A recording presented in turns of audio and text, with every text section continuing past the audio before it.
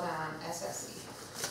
SSE. Okay, we're rolling. So Yeah, I'll Okay, that's perfect. just be looking over Sharon's shows. But scoot for a second because I'm still in your photo. Oh, my traditional photo up first.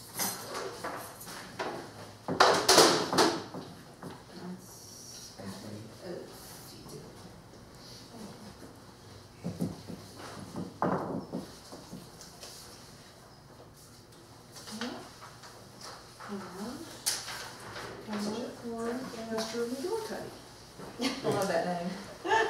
You know, he's gonna start getting mail that way. what, regular cutting? Yeah. Somebody's just gonna start. Alright, right here, for 1 second. Sharon, I can't see you. Oh, I'm sorry. That's because Because she's. I was looking for a pen. We got the other end of her. Oh, Lord, okay. Can't see. Yes, I get that. Why? Here, I'll do this one. It took you difficult? Okay, alright, that's perfect. 1, 2, 3, 1 second. Yeah. That's Right back. Thank you. Okay, wait, it's my turn now. Of course, I'll be doing more. Alright, I want everybody to do something different though. Y'all, this is like, we need some music or something. Alright, 1, 2, 3, everybody do something different, please. I'll have voices. There we go, come on, come on, come on. Yeah, you're blocking Sharon, I need to see that woman. There you go, come on. Awesome, thank you. Beautiful. Alright, you guys. Has everyone listened to the orientation video or were you on it? Yes, yes? No. Not yet? Okay, alright, so we're, was everyone able to get this, document up? No, we didn't. Okay. That way. Okay. Yeah, check in, tag, let's get all the, this is our, what do you call it? Housekeeping items out of the way. Instead of reading and approving an agenda. Instead of you turn off all of your electronics, we turn them on, we check in, we take pictures, and then we start the meeting. What are we calling this? I said leadership meeting. I tagged DNet, Mother Node, Sales Supply Chain, and I said leadership meeting.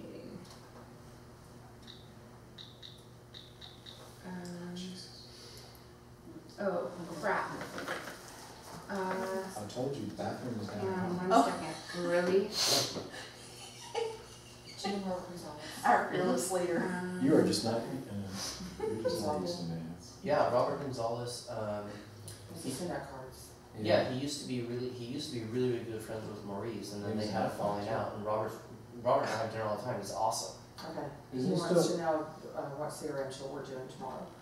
Oh, you should say Casey said get your ass there. Tom sent it to me. You know questions. what?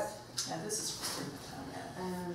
Oh, I thought you were doing a private PM too. No, when You're you're responding responding as me, please go easy. For what? So just invite. I don't want a further time call. Damn it, let's just let me borrow your computer. I No. have a photo. Please, I got a whole job with Bank of the West to photograph all the branches. Just telling your answer. Cool. We should be Is promoting the word that. We hijack should do a blog post, H-I-J-A-C-K-E? and then we all need to promote it. Absolutely. Jen, did you hear that? Just telling his owner no and whatever else you want to tell him. Yeah, Bruce is gonna be doing a big photo gig. We need to all promote that through DNet. That's cool. Well, it's not Maurice. His name's Bruce. He's 3 feet from you. Okay, there's that one. This one. Oh, Adrian Ashley's coming tomorrow. apparently. Oh, well, cool. Really? That's what she just said. She did. She said I'll be there tomorrow. Well, that's good, good. I called her. Isn't she in She's Vegas? in Las Vegas. She's actually in Reno. Oh. But she's gonna drive here? Tomorrow. She's here for another event, I Saturday. guess. or Saturday something. and Sunday. Yeah, wait. What's Thursday? Yes. You said tomorrow. Tomorrow's Friday, right? Yeah. Horse riding, yeah. The meetings for. We have a woman saying, We that have. bought the CRM, Yeah. it's not in DNet, so it won't be in DNet, but they need the CRM stuff. But CRM's also. If he doesn't have Mother Note, I'm gonna tell him it's still a good idea for him. Yeah. Oh, hell maybe yeah. at the spa. we maybe A shop portion and is all. technical Our and a full portion day strategy. long. I would love to though. Never know. Alright, you guys, I'm sorry. It's so funny because it just. Fast that happens. Alright. At the same time, I had 3 tags that come in, and I just had, all it was tagged was my name. So I just went in and looked at them, and there were 3 different people that saw a comment from somebody saying they needed a website, and they just tagged my name in the thing. No, there wasn't any long thing, so normally I wouldn't have even looked. That's not good, but we have it. Good job. That was Timing's everything. odd that fast that time. Alright, so. Were you nice? Yeah, I said it was me and I hijacked your computer. Okay, And so I'm just putting my who's action the- items Oh, in. I'm sorry, I'm touching there. Don't finish that. I'm so sorry, I'm touching there. I'm not touching you. And if you're gonna touch it, then, you know, before you take your We're finger off. recording. We're recording. Okay.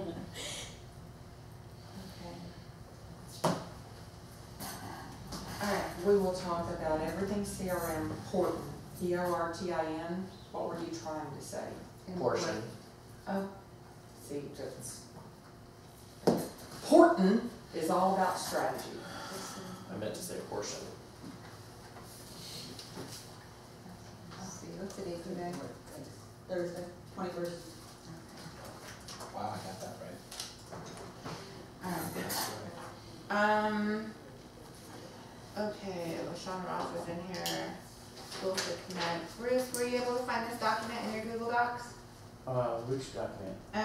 Go to google.com/docs Okay. while you're logged in, and you'll see a document that's under the shared with me file that says SSC.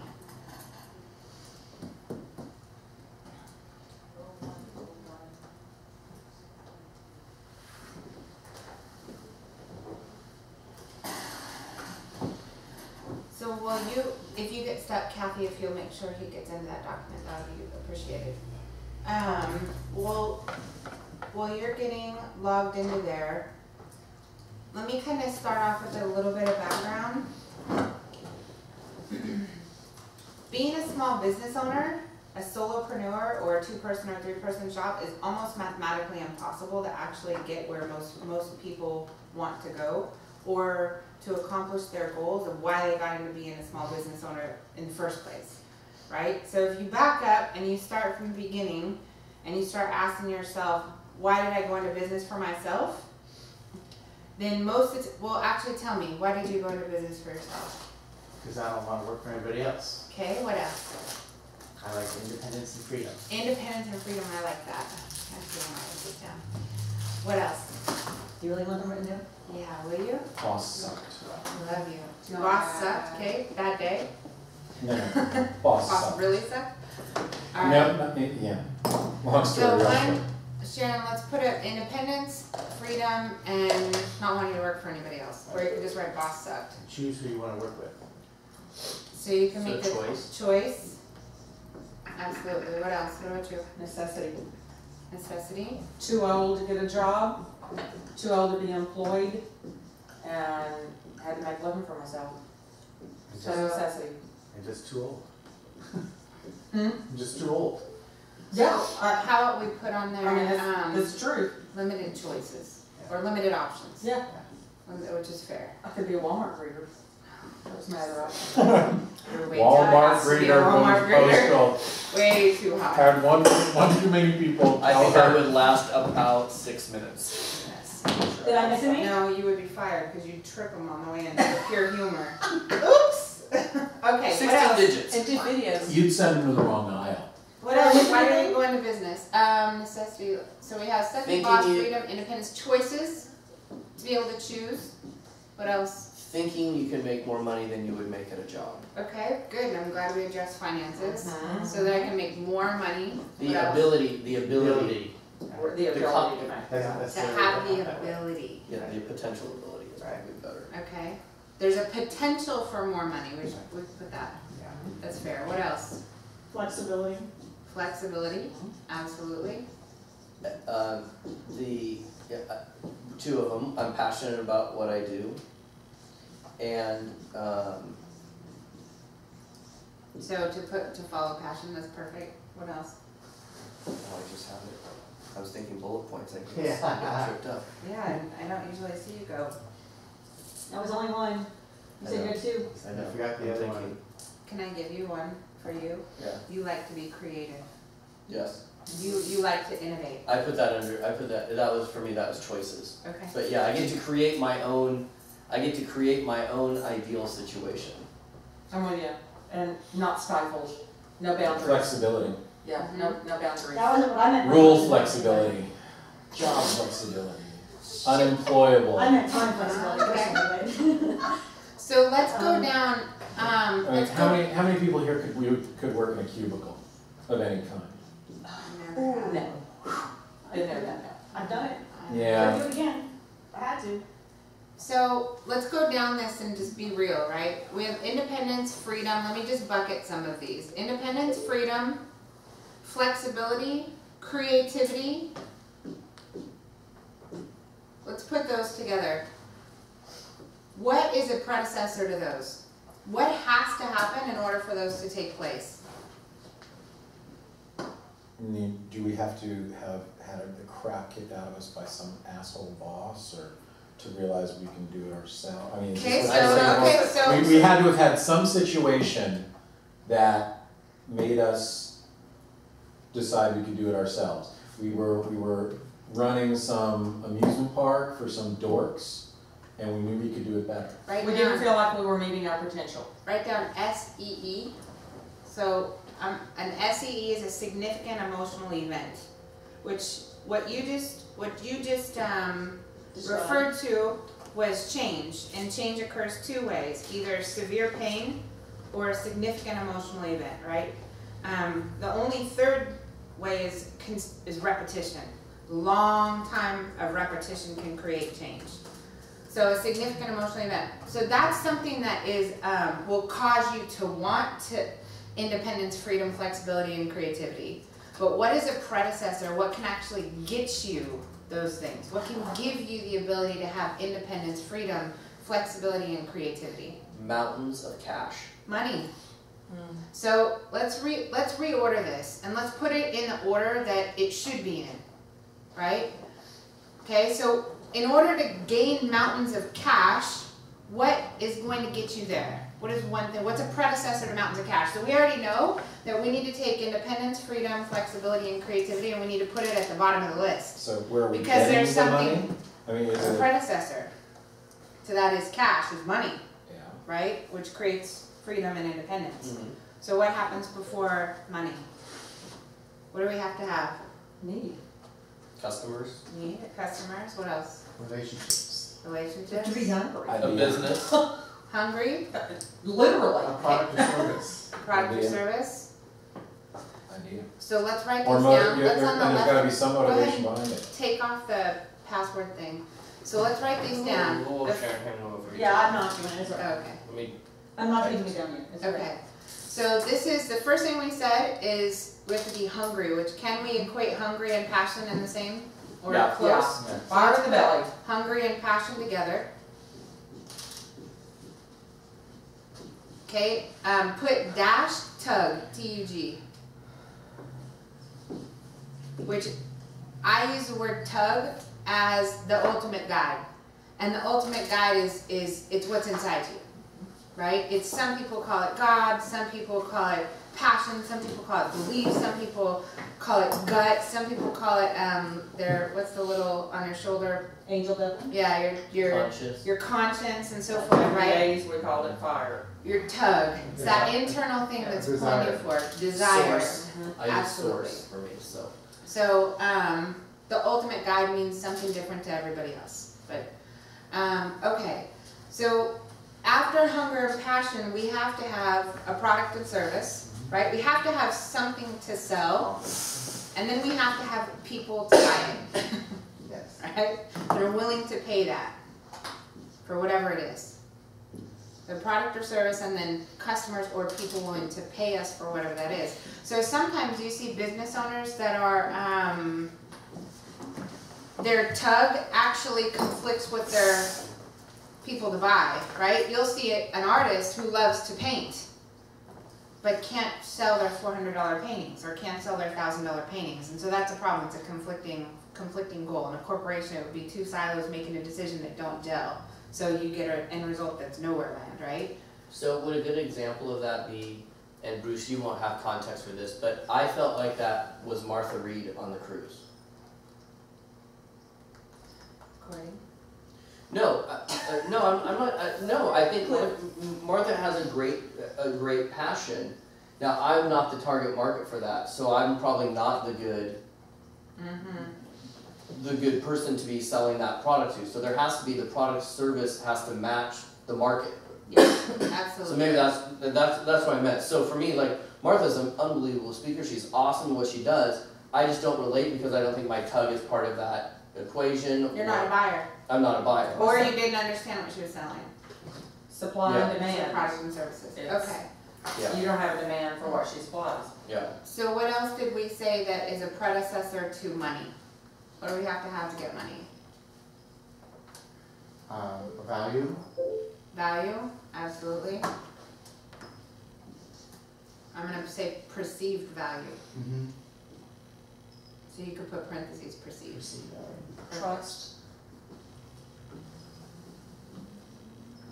So let's go back to relationships and relationships built on trust and all those other things.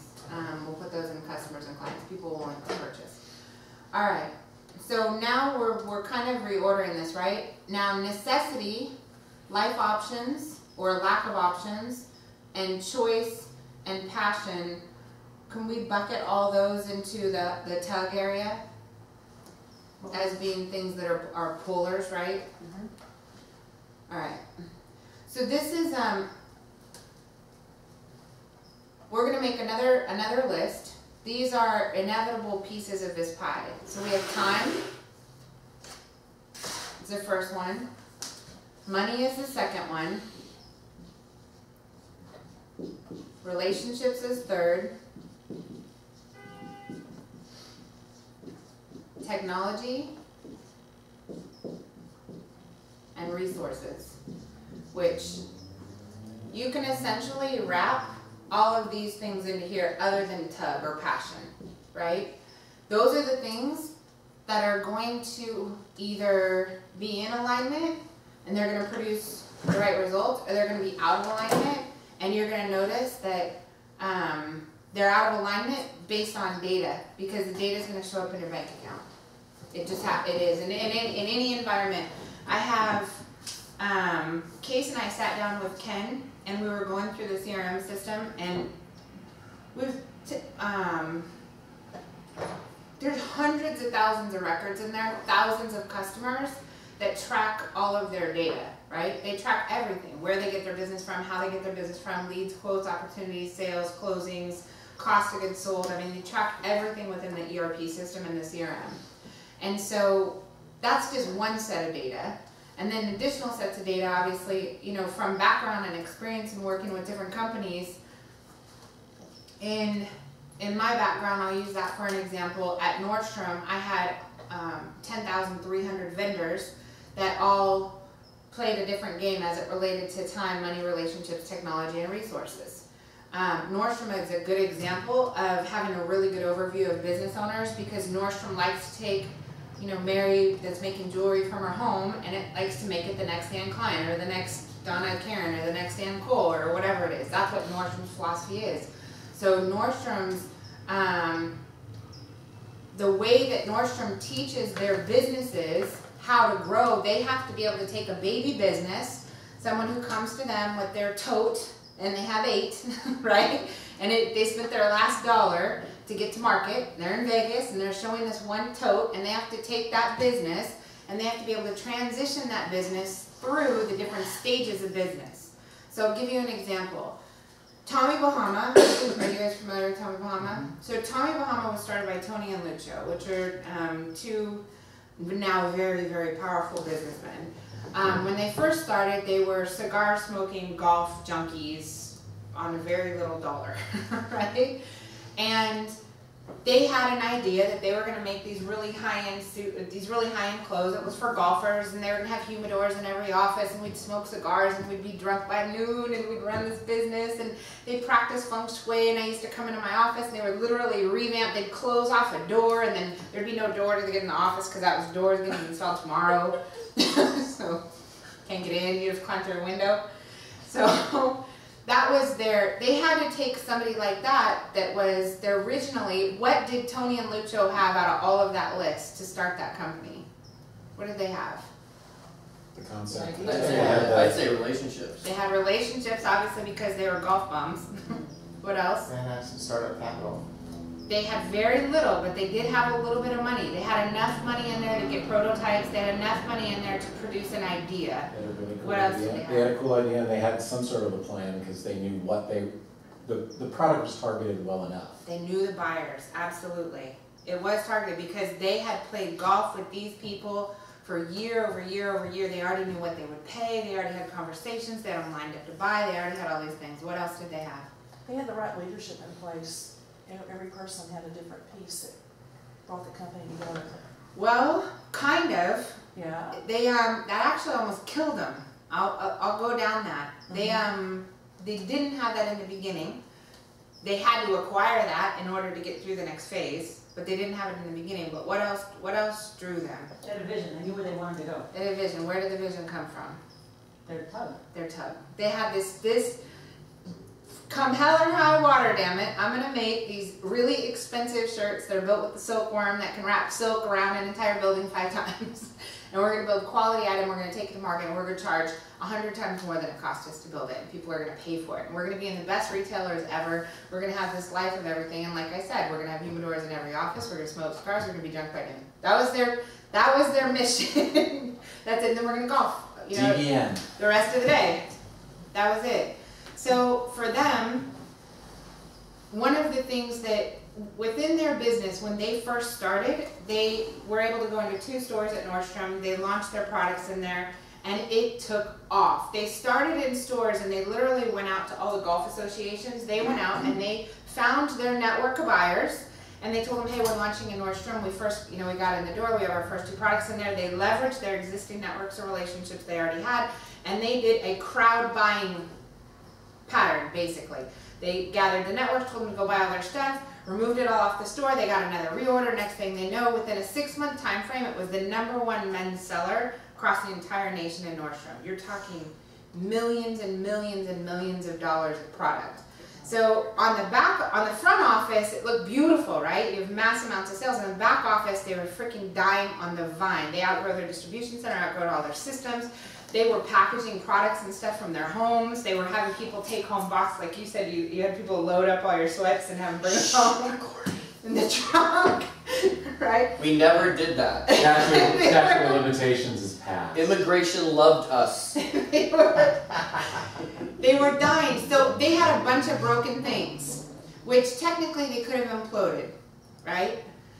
They did the right thing. They had a massive tug. They had a great idea. They had people already lined up to buy. They brought it to the one place that could get it to market the quickest.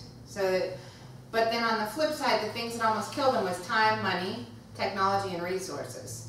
They didn't have those things in alignment. The same people that started that company are not the same people that can run that. I'm the same way. In my company, being the same person that can take a company from 0 to 4 million doesn't mean I'm the same person that can take a company from 4 million to 100 million. That's a different person. So I know that going into that. And I'll say on that, you guys all know this, so I have no problem saying it in this room. Same with your team around you, right? You all know Christina. Christina and I worked really well together. We got to one level. She's not the right team to take me to the next level. So you can also put it in just team around So just you. people in general, Yeah. resources and so forth. It's different. So as a small business owner, what you see, I have a tug, I have a passion, I have a set of products and services. I may or may not have the right network to take it to market. I might have the right leadership, I might not have the right leadership, but in a small business, the one thing that every one of them does wrong is they sell their own shit. I mean, for lack of a better term, they go find new leads and opportunities. They're the ones that do the proposals. They close the business. Then they try and deliver a product, and then they try and back out and go back into the front end of the sales supply chain. And they try and go find new leads, then find new customers, then try and deliver the product, and so forth. And there's usually a very, very slim percentage of business owners who can do that and properly transition, meaning be able to pay the people who can produce the same quality of product and service that they bought. So a lot of times in my first companies, I would have people say that they bought from me, but when I threw them over the fence to my team, they felt like there was a disconnect. That it wasn't the same thing that they bought. They bought me, they didn't buy the product or service, and then when they went over to the other side, it wasn't there. And that's a major, major issue for most. So, Are you going to talk about how you got? I'm past still that? transitioning through it, yeah. Definitely. Well, I hear you, Mhm. because for what I sell, could I hire? I would love to get to a point in the promotional business where I take the few clients I really like and hire somebody else to take care of everybody else. I'm so upset I didn't take a picture. I hate to interrupt you, but I'm going to. No, you for a don't. second. When we were in Dallas, we did our shows from Lars and Andre's office, and the office across the way, it was closed so I couldn't get in to take pictures, was a promotional products company. I can't remember what it's called, Promo for You or whatever the hell it was. And what was really interesting is I could see enough in there that they had a showroom of all their products, and then they had offices for all of their reps. And I really wanted to take pictures of it because I thought it was an interesting model versus most promotional products folks I know are guys that have one or two. Okay, as long as we're going to take the detour, started having a couple of conversations with a couple of people in my business of doing that exact thing where we each have our own businesses but we share an office space. So to get back, hiring someone to take care of most of the little ones and making that guest appearance, but if they're that one or two order kind of client, they don't really need me. So I could hire someone to do it, but it's the more creative and more interesting sales that those clients I want to keep. So I'm interested to hear it. It's like, okay, how do we do this? So Tell me. I'll give you another case scenario. ROE, for example, or Mike Rose's companies. Mike Rose is they're around $150 million company. It's a big company, and they're a DNet member. So he has Michael Rose and Companies, and then he has ROE, which is Return on Energy. He's an author, he's a speaker. That's a lead generation machine. In the sales supply chain environment, that's top end funnel. That's what that company does. The book, all of the speaking, all of the marketing, and so forth. Then he has Mojo Media. Mojo Media is a high-end web development, search engine optimization, social media marketing, and so forth. That company serves a purpose, as in, one, when they're meeting with business owners, obviously that's another product and service that they can sell. Two, it has a high-end retail value, very big dollar price up front, and big dollar ongoing. So from a revenue standpoint, their revenue can go like this, because they have a big ticket item that pays a lot of money up front, plus they have big ticket items that pay high capital over a long term. ROE doesn't have that. So, and then they have Marketing Candy, which Marketing Candy is the promotional products, right? The chief chocolate officer is Nicole. And Nicole Rose is a god. However, you have the strategy side of the business, which is under ROE, Return on Energy, that talks about we want to have a return on energy or return on our efforts and so forth. They're providing consultation and strategy to be able to advise them on solutions they need to market their business, and part of those solutions are, another piece of the supply chain is the marketing and promotional products and so forth. So some of it's not just about hiring a resource, it's about having the right product and revenue mix. Like in my business, I have a lot of failures. I'm on my 11th company, and I've had 4 very successful companies, and the rest of them sucked rocks. Okay, so the things that I've learned from Amar is I will never have a low ticket item. That's my bread and butter. I can't live in a low ticket item. If you have to sell millions of units of anything or thousands of units of anything, you're screwed. I also, so we'll put that one to the side. It doesn't mean I won't have those. It just means it has to be one of a mix. The second thing that I've learned is I won't ever have a business that has a niche industry. Meaning I only do business in retail, I only do business in restaurant, I only do business in this because if there's an industry issue, obviously for me, I've had 3 real estate companies, multiple mortgage companies, and I had the real estate market fall out in 45 days. I do promotional products, people that specialize in the entertainment business. They're screwed. Writer's strike, Screwed. gone. Instantaneously business over. Atomic So never Production think- Supplies. They still have yet to recover from that writer's strike, and we're 7 years past me being there. They still have, you have to be able to reinvent or die. Yeah, or never go that, no specialty item like that. So you hear inexperienced small business owners stand up and say, get a niche. I only do business. No, it doesn't work like that. We have to work like Gumby. We have to be very flexible, very, very dynamic. We have to be She's very Gumby, damn it. movable. So then you have one-time sale items versus reoccurring revenue items, which is why you do Comma 5 and why you have reoccurring revenue things tied in.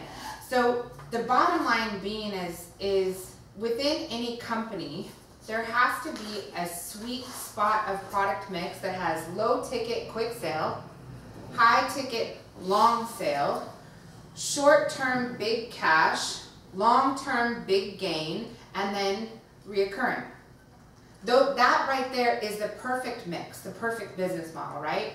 And then you have to have some items that you're able to sell and deliver, so that's made in, and some items that you've made out, which is items you sell that somebody else delivers. So when you put together this perfect mix of products and services, perfect mix of price points, you wind up in something that you actually can start accomplishing these goals. You actually can start leveraging your hours and gaining more money, leveraging more hours and gaining more money. Because you're not doing the roller coaster, right? I'm gonna go find a lead, I'm gonna do the sale, I'm gonna do the pitch, then I'm gonna perform whatever service or provide whatever product it is, then I'm gonna invoice it. Oh, by the way, I need to collect, I need to manage the data, I need to do all these things.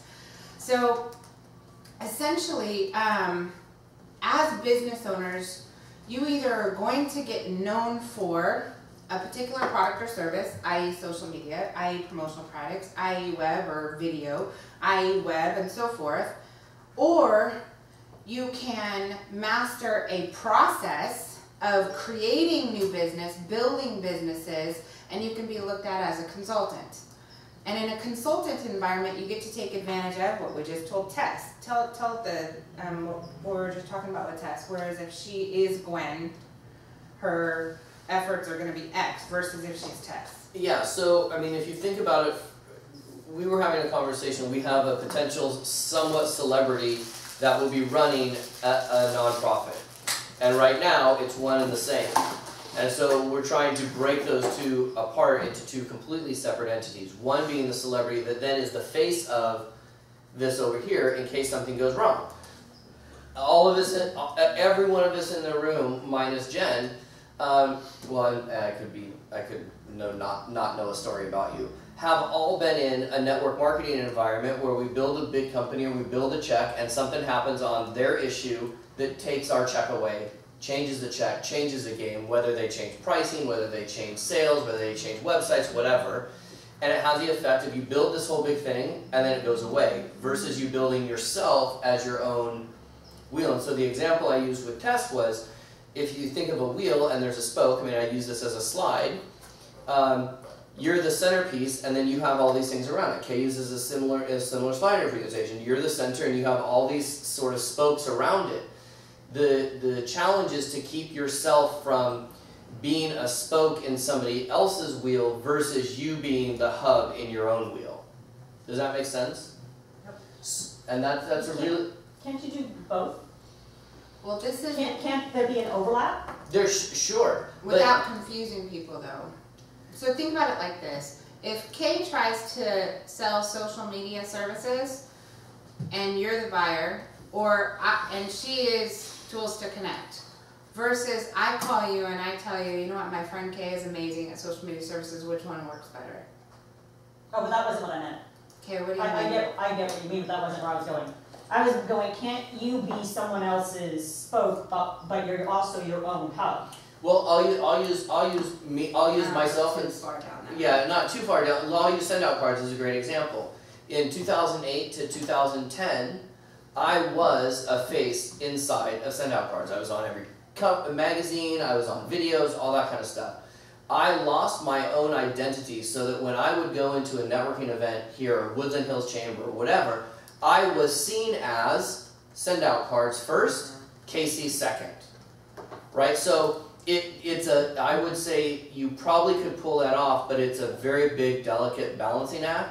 I was so not good at it that I literally had to make a decision, and further it, I had to go and pull my press release from the company because I had to distance myself. And that's why as a speaker, I used to be able to speak for little send out cards things, and that was it. Right? I got fired from Zango because they were like, "Oh, you're too send out cards. We might be able to use too much." So it's about. I think it's a balancing Let's act. do this though. Let's forget about brand. Brand is not brand versus how people see you is totally different. To me, I don't give a shit about brand. I don't care. I don't care what brand it is. As long as it is professionally done, quality, it has some proceeds to it, doesn't look like a friend, family, or a fool made it, then I'm okay with brand. But when you're selling, if you're known as the promotional products guy, you're screwed. From day one, you're screwed. If you're known as the video guy, you're screwed from day one. If you're known as a social media person, you're always going to run a small business. It's always going to be that way. Well, that's why the lunch for this chamber on Tuesday. I didn't talk about promotional products. It was all marketing. About ideas. marketing. That's perfect. It's trying to and this chamber, which of any of the groups I'm in has given me the most money. Mm-hmm. There's still that line for me. I need to change to go along with everything else, the marketing guy. Mm-hmm. But I need to let people know that it's marketing plans and yes, promotional products, but I gave everybody a calendar. You'll do so much. You and I talked about this. You'll do so much better with our marketing guy over the long haul than getting up to stay there. You can loot the world with one t-shirt calendar. And I haven't said that, and I can't tell you the last time I used that expression. It left. But Calabasas Chamber, I started an experiment there where I went in as just a send-out person. Not a good match. That was not a good thing. So I have transitioned there to gone straight, to our marketing guy and So cut out the send-out. let's get to the chase on this. Let me cover sales supply chain real quick. Are you guys familiar with supply chain strategy or supply chain management? A little bit maybe. So you should Google it. Anyone that's not familiar with it. Supply chain management is a process. It's used by every major corporation in the world. Supply chain strategy, you can get a master's degree for. Supply chain management, you can get a master's degree for. The sub-degree is change management, and it is a very, very corporate and worldwide known phrase. I felt so cool the other night. Mm-hmm. I was at a Conscious Leadership Council. They were talking about changes and things going on, and this guy was talking about a business that they are starting from the ground up. It's an office supply, but he said, we're controlling the entire sales supply chain. I was like, yeah, baby. He probably said we're controlling the entire supply chain. So supply chain as a whole. No, it was sales supply chain. It was the term. That is interesting. So supply chain, the process, what has been coined, what is taught, you can get a degree in, is actually does not include sales at all. It is everything from the point of sale from POS through distribution, logistics, reverse logistics, accounting, AP, AR, collections, returns, and back. And that's the supply chain. They do not actually include sales. So if you go Google, like I own salessupplychain.com. If you go Google it, in Wikipedia, there's nothing on the sales supply chain. It has always been referenced as an operational function, which is cool. If it's being picked up, that means we need to really tag. Well, pass. now the president of Patagonia was there as well, and he was talking about Now they're approaching this from a conscious leadership, kumbaya point of view.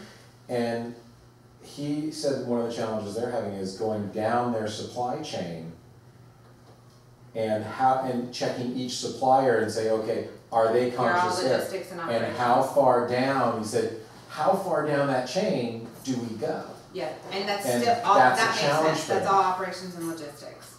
Versus the sales supply chain is pre-point of sale. How do you get to the point where you can move into a supply chain environment? Technically, you can't move into a supply chain environment if you go by what's taught until a sale has already occurred. So what sales supply chain has done is essentially we are designing a curriculum that is pre-point of sale. What happens from the very beginning to the end? The reason all of you are here is because you're part of that process. Because you play in that game. You're, as Casey says, a spoke inside the sales supply chain wheel. Our goal is to take the sales supply chain strategy, develop a certification to teach the methodology to business owners and consultants and business strategists who currently operate in a small piece of the sales supply chain, to teach them what the sales supply chain looks like beginning to end and back, and where do they fit within it, and can they be an advisor in that. And in addition to that, we have 4 colleges that have requested us to put together a curriculum, and they do want to create a curriculum and a degree around that, which is cool. Sales supply chain consulting, the goal is that we have a group of leaders who are certified sales supply chain consultants. So let me give you an example for reference. An Arthur Andersen or Gartner consultant that is certified in supply chain management or certified in supply chain strategy makes $500,000 a year in consulting fees and or in their salary, not including, we're in a different environment, the products and services that are able to be delivered. So let me take Mothernote for example, because Mothernote is a really good example. Mothernote is an ERP, which is an Enterprise Resource Planning System. An ERP system is what sits behind a supply chain, and it manages the supply chain beginning to end, the data flow, right? Product flow, data flow, and so forth. Mothernote never had SEO, never had social media, never had a sales team, never had to have anything in place to be a multi-million-dollar company. Do you know why? Or any thoughts why? Great product. On it? How would people know about it? Word of mouth. From? So this is From an people enterprise solution? From people that are using it already, telling their friends, say, hey, you gotta try this. I mean, is it It's a geek sold- friend? Is it geek It's to sold by consultants. So Gartner Group, Arthur Andersen Group, those consultants, the only person Mothernote had to have a conversation with is the consultants that are hired by the corporations to implement that type of technology. Does that make sense? Because when a consultant comes in and does an evaluation on a business, and they look at your business beginning to end and back, and that consultant comes back and says, here's your areas of opportunity. This is SWOT analysis. So SWOT, strengths, weaknesses, opportunities, and threats. And within this, these are where you have duplicate processes, inefficiencies, or areas of opportunity for something better, right? And that can apply to time, money, relationships, technology, resources, and in a supply chain environment, and processes. So as a consultant for a Gartner Group person to go into a business, be able to evaluate that business and then make recommendations, the recommendations are solid. There is no conversation. There is no sales process. There is no, let me convince you why to use Mothernote. I'm the expert. I'm a consultant.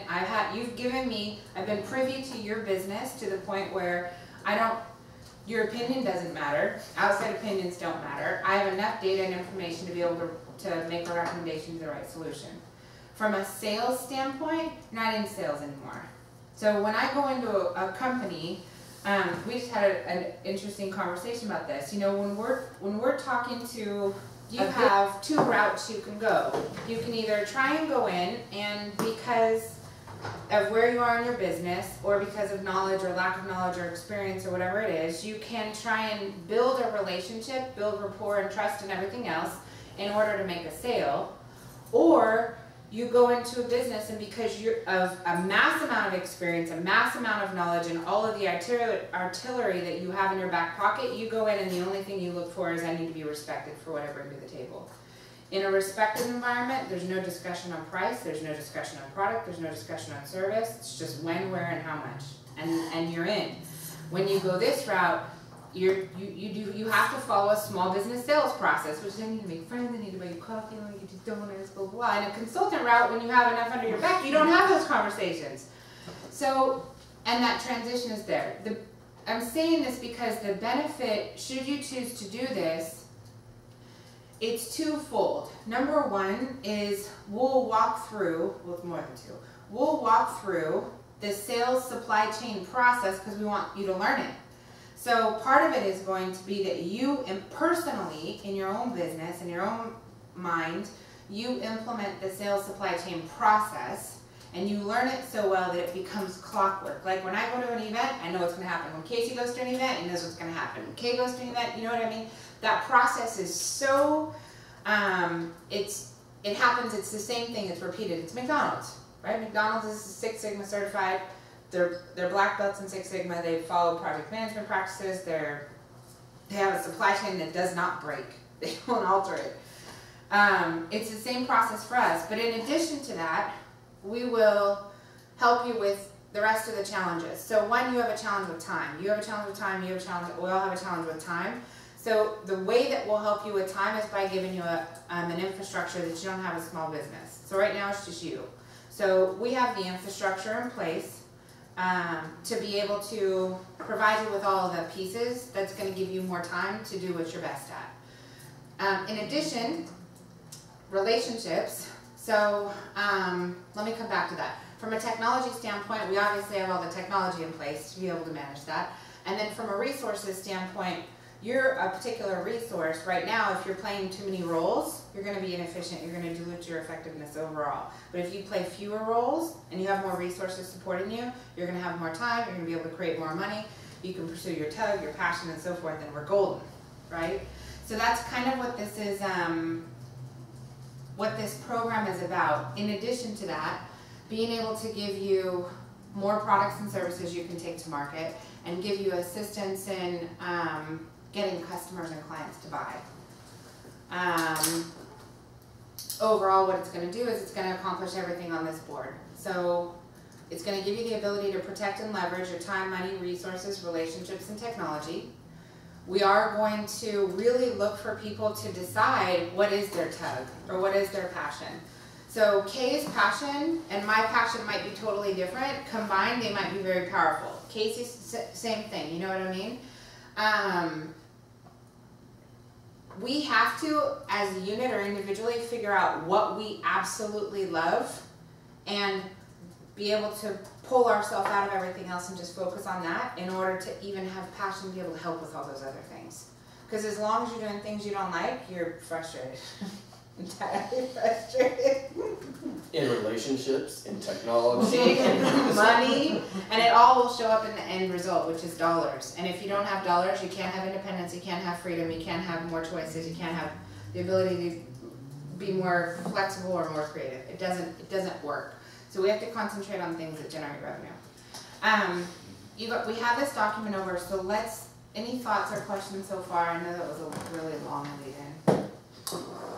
It was a darn fine one. Okay.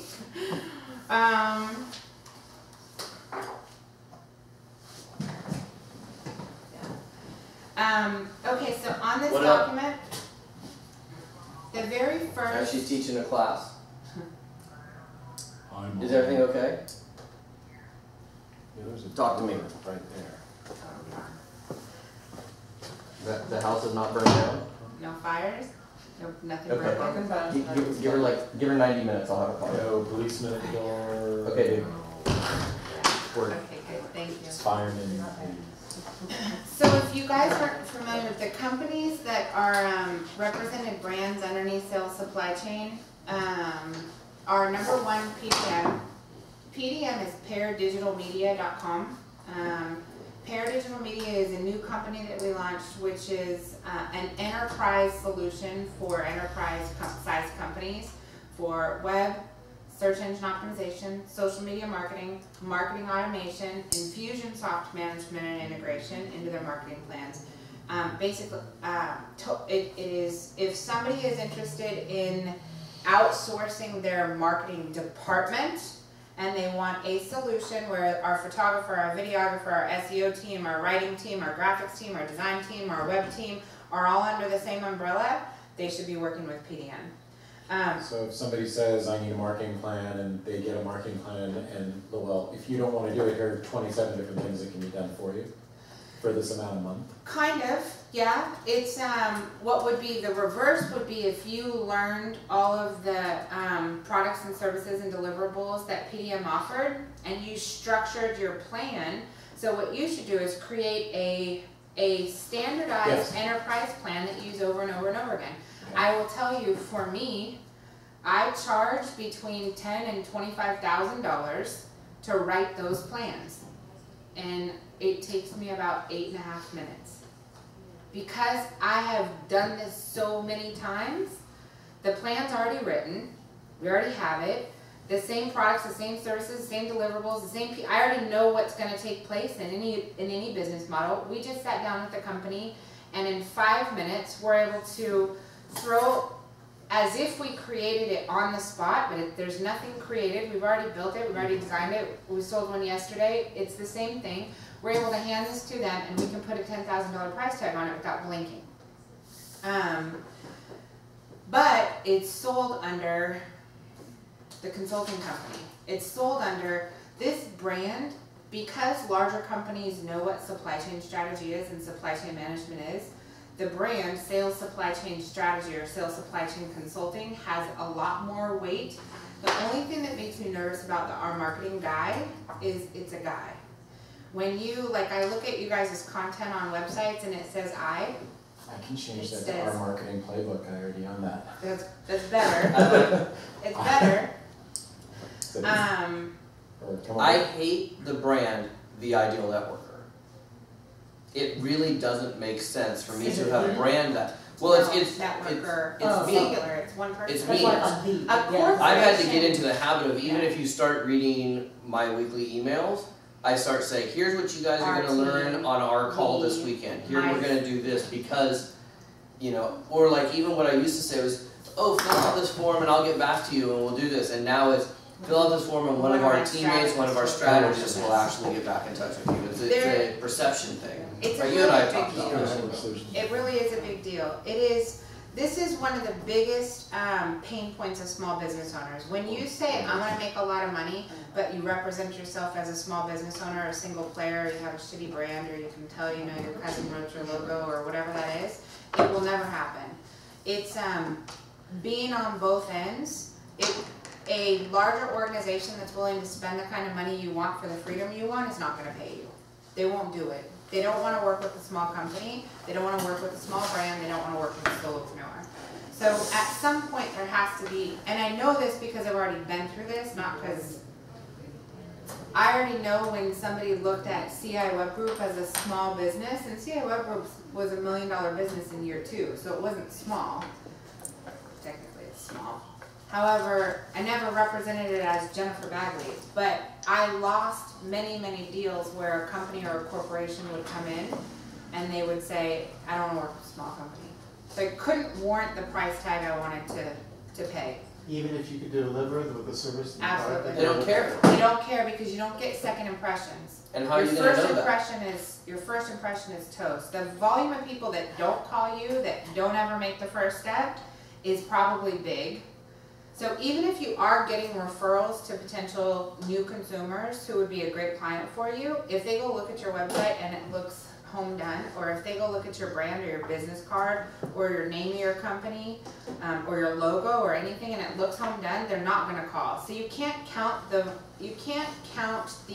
I've had people argue with me on that, and you can't, because you can't count what's unknown.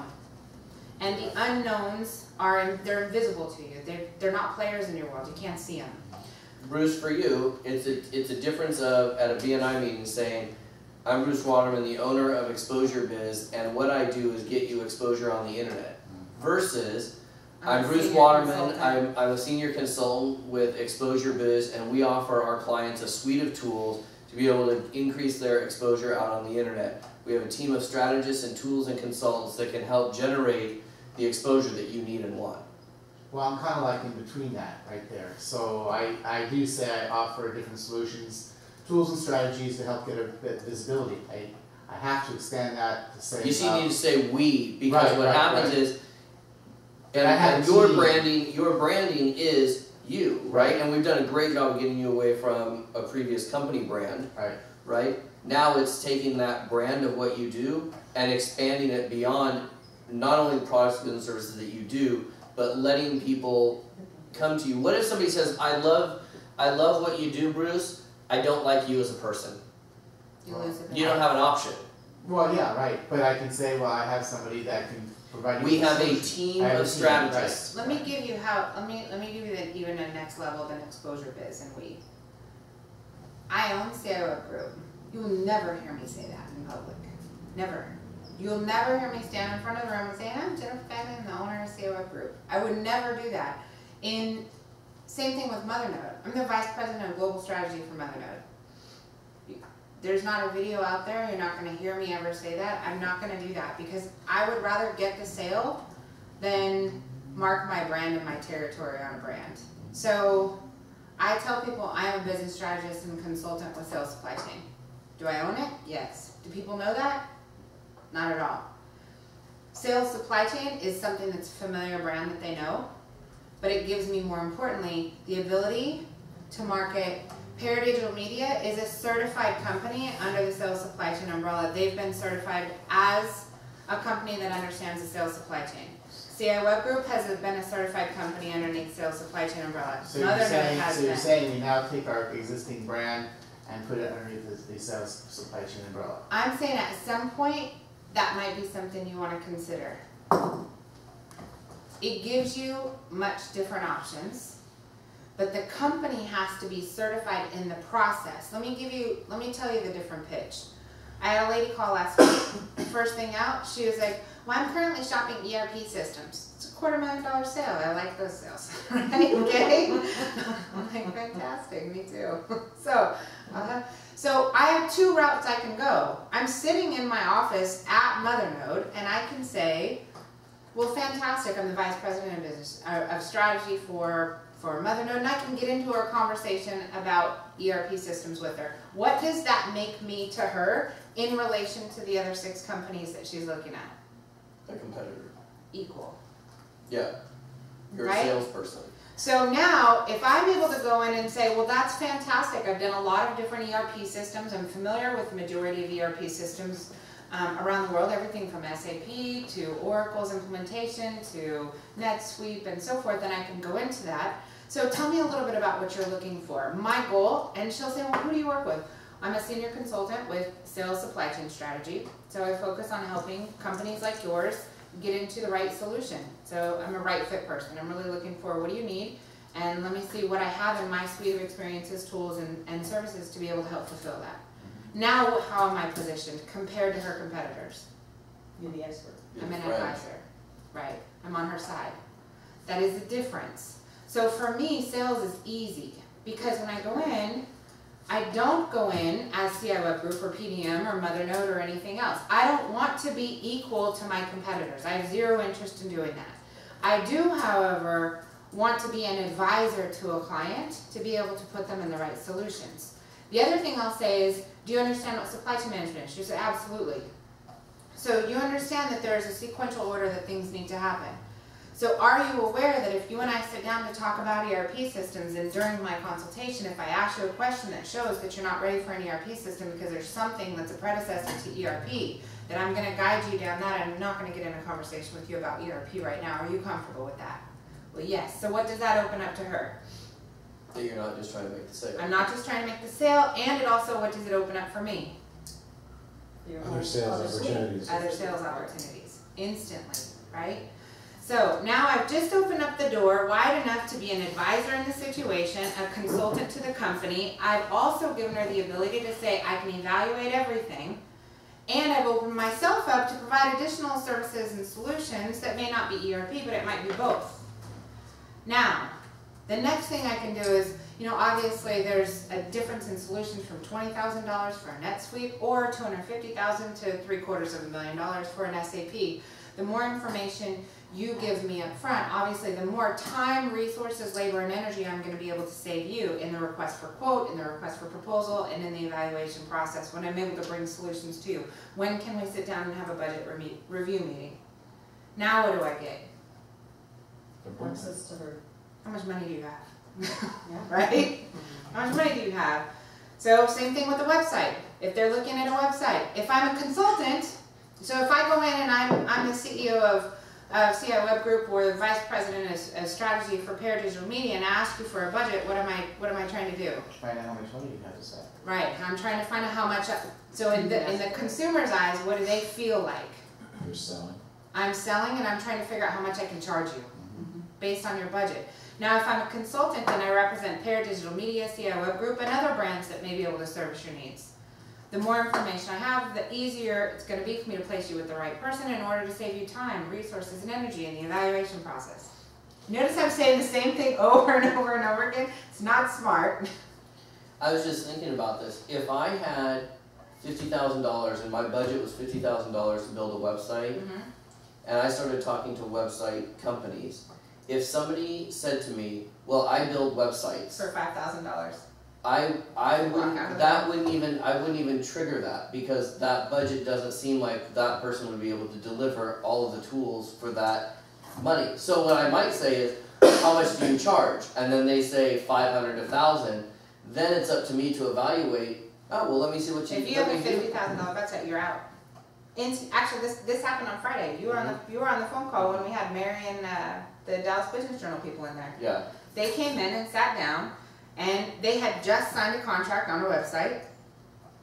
If I would have approached it like a web company, and I would have sat down there like an idiot, like I used to be, and I used to say, "Oh, our website started at $5,000," they would have left.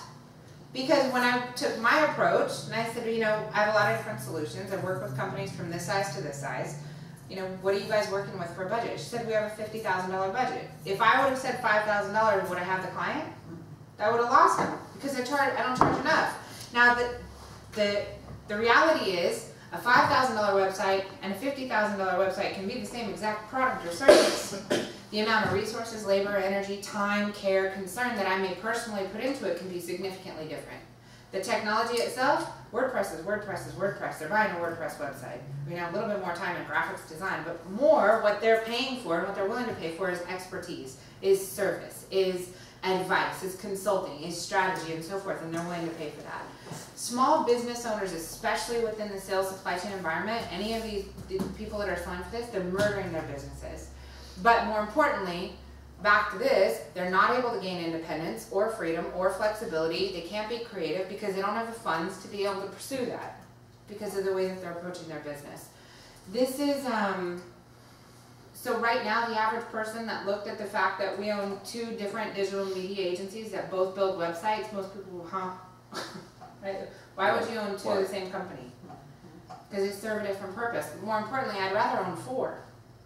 I would, because if I can represent 4 web development companies and own them, run them, make sure from a quality standpoint they're of the same quality, I can provide better solutions to those customers instead of 1, right?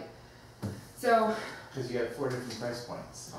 4 different price points, And 4 different different levels of solutions. service, 4 different solutions, absolutely. Well, the Like solutions I are the same, like you said, WordPress. But the says delivery WordPress of it says. is not.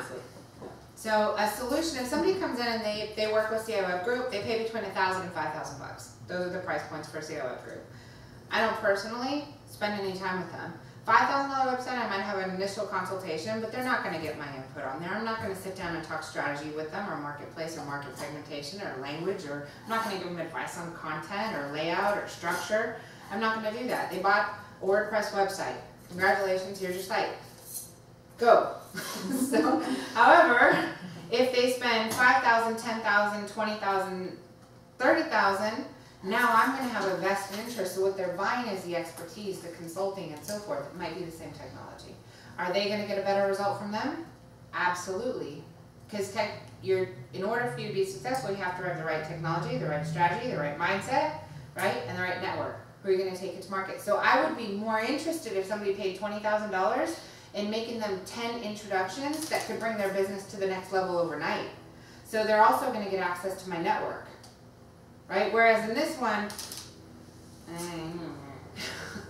I'm not playing matchmaker for $2,000.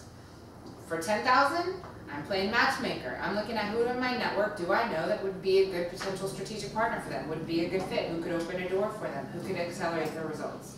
And what I see is, unfortunately, a lot of us, and I'll include myself in this, go to networking events, and at networking events, it seems to attract the level of business that does business with other one-off people, versus like where Kay spoke the other day, it's a group of professionals in an environment that are business owners already operating businesses a certain level, versus, let's say, a chamber, right? I can't imagine that the audience that was at Kay's event is going to go hang out at a chamber event. 4 of them. I was gonna say. She asked questions, there were 4 people that Yeah. were, but that's it. And so I think it also just warrants a conversation for a couple of seconds, in that relationships and the network are very that's when I come to the table, that's what I bring, is my Rolodex. Kay brings her Rolodex because those have been fostered with relationships outside of a lower common denominators. Why would, I mean, you guys have heard me all yammer on it. The reason I go say those same 5 people at a networking event isn't for any other reason than those are the highest leveraged people in the room, the ones with the biggest influence, the biggest database, the biggest bank account, the biggest money. That's it. I could care less about the little guys, because those little guys will filter up and through one of those people of influence. Does that make sense? So when you go down this route, part of one of the challenges I see from a transition standpoint is being able to decipher your audience and to put them in small versus enterprise, or small business versus enterprise. For example, if you go to an enterprise environment, yet your speaking event, their thought process is much different than a small business. They have one thing in mind, which is on that board, it's dollars. How are you going to generate more revenue? So anything that's not about that, they're not going to be able to grasp onto. So for me, if I want to sell a $20,000 website, it's very easy for me to sit down with a company and say, well, I have 2 companies that specializes in digital marketing. One is an enterprise solution. Their websites start at $5,000 and they go up to $60,000. One is a small business that's from $1,000 to $5,000. Which bucket do you think you're in? And let them route themselves through one or the other. A big business, they laugh at the little business one. They don't want a $5,000 website. They think it's funny. It's entertaining. They're like, oh, guys, thanks. They want to pay more money. Partly ego, partly prestige, and mostly because of experience, and they know you get what you pay for. They would rather deal with a higher level of individual than a lower level product. All right, so let's go to this document, and I want to show you this process. What time is it? One quick sec. Do you prefer ourmarketingguide.com? Our marketing guide? Yeah. I prefer that to guy. Okay. What about OMG marketing plans? Or do I scrap it all and start over? Do you want to limit yourself to marketing? I was just gonna say, I think you have a marketing consultant. I mean, that's what, when we were originally talking about this, it was about how do we transition you to being thought of as a promotional product guy to a consultant. So Like, what if somebody wanted an ERP system? Would you want to be able to make an ERP sale for $250,000? yes. So the problem is if you use the word marketing, you're going to pull yourself out of that. Okay. They'll want a referral to someone who specializes in business strategy. Okay. We'll work on that. So let's think. Let's go back to this and we'll continue that We'll think conversation. about it. We'll later. think about it. Okay. You're a brand guy, so all you're thinking about is a logo and a brand. I like that. That's funny. It's rooted in you. It means it's your tug. So inside this document, the first thing is those are essentially our brands. Okay. So PDM. What time do we need? Your clock is up there. You have till 4:30. It says it's 5:20 right now. You have an hour. You're looking at You're a in Texas It's clock. 3:20. It's 3:20. Yeah, till when? 4:30. 4:30. Yeah, Your but clock I is a up little there. more than an hour. I see something round. You want my glasses? No. We got you. Here you go. Here. All right, so PDM is Enterprise Web Solution, starts at 5,000, build it from there. And it's everything, marketing automation, everything. CA Web Group, Small Business Solutions, 1,000 to 5,000, and small SEO packages. And one-offs, more a la carte stuff. Mother Node, CRM and ERP. Okay, CRM, contact management relationship, ERP. Of all of you signed up as resellers for Mother Node, you have your links. Okay, perfect. DNet We're putting new links is crowd. You are? tonight. Okay. Oh, they sent that out to the. We have an actual URL link, Mhm. because I just put a code in. No, you have a URL. Oh, You okay. have a reseller URL, and you have a reseller portal. You can see all your sales. You can track commissions. You can track everything. You can also track activity. Yeah. So if you have 50 people in there and you want to know if somebody's about to drop out, you'll see who's not active. Yeah, because I want to have that URL so I can track people. You'll be getting a new Well, one. just as a side note, FYI, and only because I talked to Ken this morning. He reached out to me and said that all of our links are changing Mm-hmm. and they will not No have 15-day trial. the 15-day trial in them. Yeah. And he is doing that tonight. So if you have anybody that you're trying to put in, we'll be getting new links tonight or tomorrow morning. So how are we getting those links? You'll get it on email. Yeah, It'll come from Jane. Okay. yes, Jane, yeah. that's, Cool. yeah, it's being switched because we don't need trials. The trials is a joke. I'm working on him slowly. It's a consultative sale, and a consultative sale you don't need a trial. You need a consultation, a demo, and Either you Get in. get it or you don't. He says he can still, if somebody just insists on a trial, then they go to the main website and do it. But with what we're doing, we don't want them on a trial. It's So signed let out. them see a demo Sign and then pay. sign it. yeah. Yeah, just, Yeah, and all the videos are on there. I mean, you can see everything in the system. So, okay. So the next one is DNet, which you guys obviously a great way to look at DNet is crowd SEO, crowd marketing, crowd content marketing, crowd social media marketing. So crowdfunding. You're familiar with that. When you leverage, so crowdfunding. Crowd anything means you're leveraging the community to get better results than an individual. So if you were to take Kay's content that she put on her website as a blog post, and you were to let that stand on toolstoconnect.com, it's going to have a certain amount of value, right?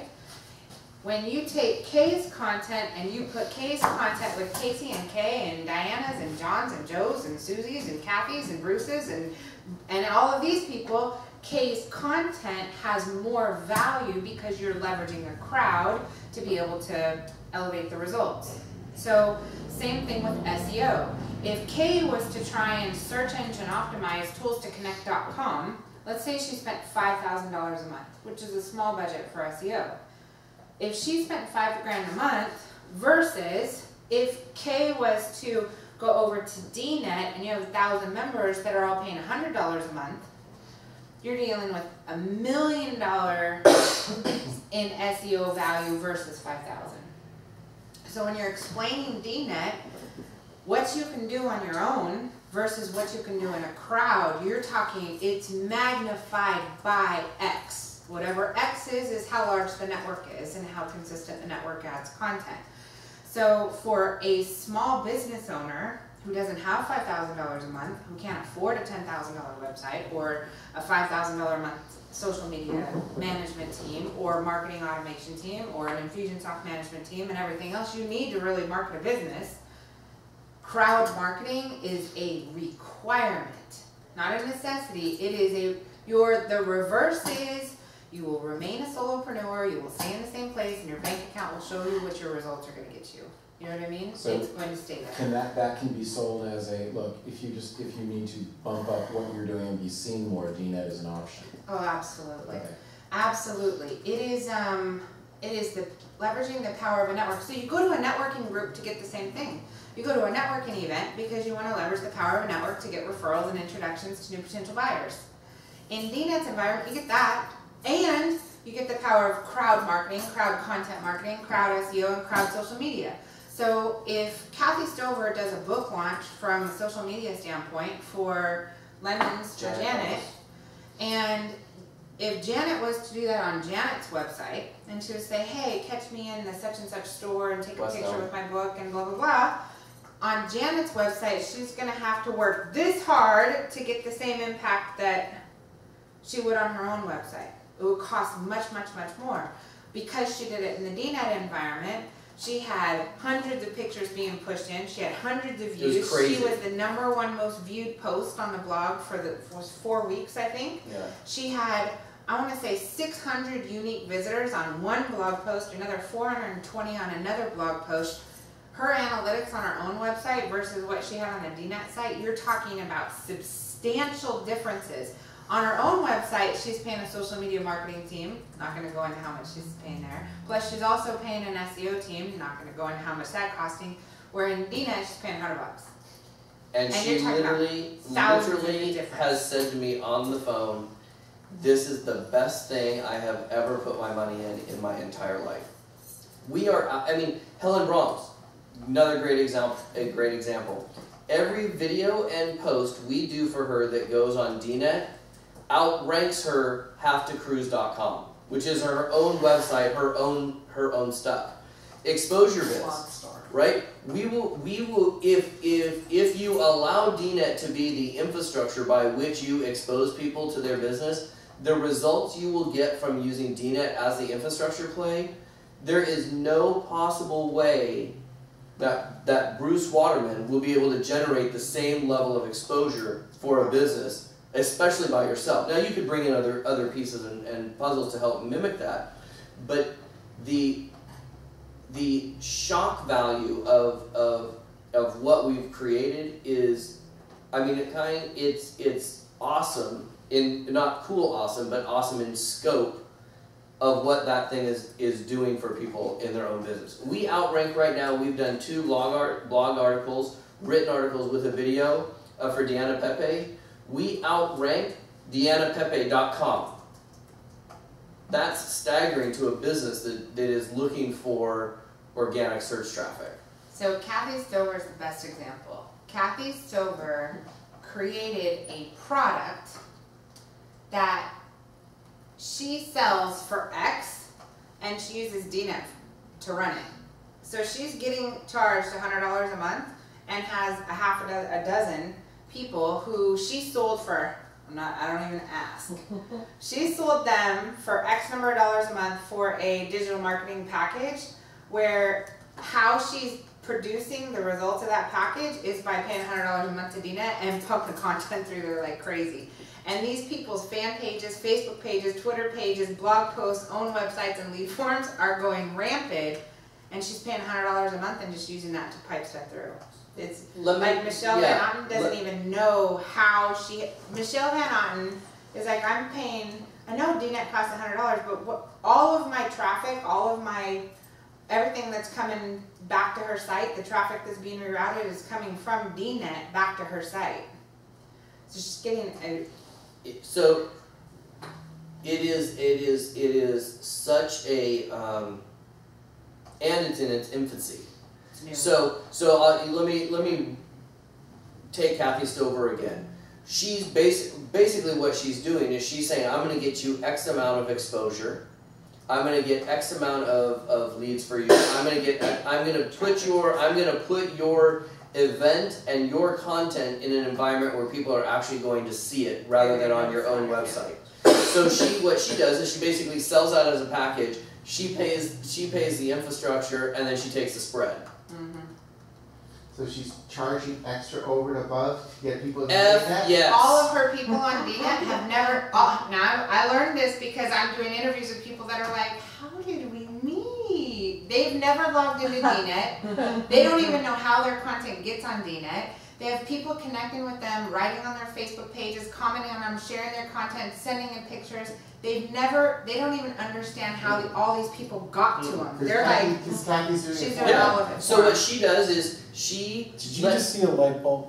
Yeah. She's Let's say when Kathy Stover is sitting down with Bruce Waterman. Here's her pitch. We got to get you in front of the right people, the right technology. So screw your website. I need to get your exposure for your webinar, your business, your nonprofit fundraising event, whatever it is. She's saying it's going to cost you X. Let's say call it $1,000. Here's what you need. You need your own CRM system and you need your own membership to DNet. That's going to cost you $159. It's also going to cost you $1,000 for me to insert your content that you've already written into into that marketing funnel, if you will. She then takes that content, she writes a blog post, pushes it, and then she texts Casey and I, comment on the post, comment on the post. That's exactly. I go after every time she posts a comment, she says, Casey, go comment. So I do that because she texts me. Or they tag us. They tag us. Or they'll tag us. us. So now you go into that Facebook commenting thing, which is like the best example of how people can get massive exposure. I leave 4 comments on every blog post. Casey Everhart, aka The Ideal Networker, DNet, accelerate your results. So I basically now, I can occupy the first 4 comments, which are going to give me ultimate play later on. When there's 3,000 comments, I'll still have the top 4, which drives people back to the fan page. And the fan page loves it because it's now great content for the fan page. Kathy Stover loves me, which is now why she can text me, which is why Janet Thomas, who you guys don't really know Janet, but she is a extremely big brand in the speaker world.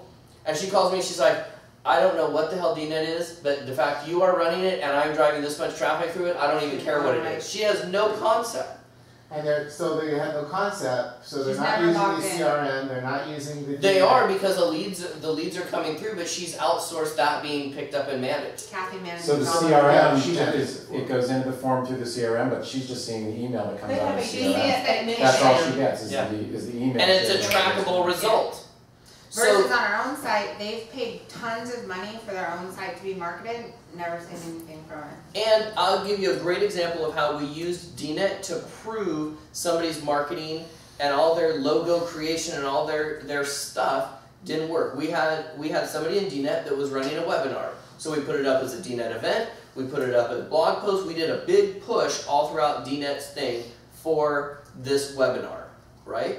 And outside of this webinar, what happened was we put the redirect link in the form be the lead capture form for people to register for the webinar. So we forced them to fill out a form first. The second they hit the submit button, we took them over to their registration page.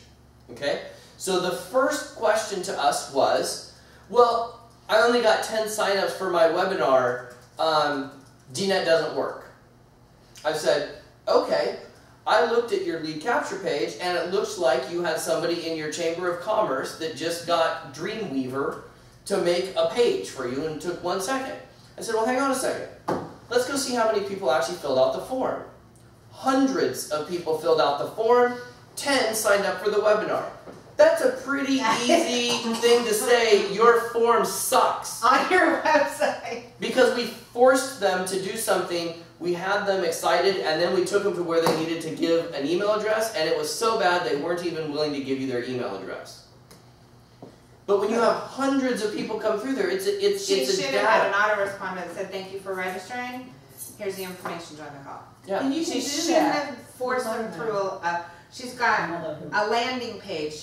Her landing page is what didn't work. Yeah. A landing page, people are sick of going to landing pages, having all this testimonial here, video here, and wait, if you're not sold yet, here's another option. Now, converse that with something I did like with Jim Fortin. I did a video with Jim Fortin. Video with double your check call. I wrote out what it was. I had a lead capture form. I redirected them to the buy of his membership site. Then I took that blog post. It's the 3rd most trafficked blog post on all of DNet.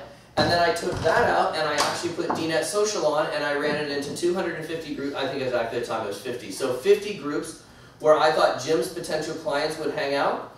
And I set it to run every 18 days through the year 2021. I make 50% month over month of every membership site I sell. That was an hour of time.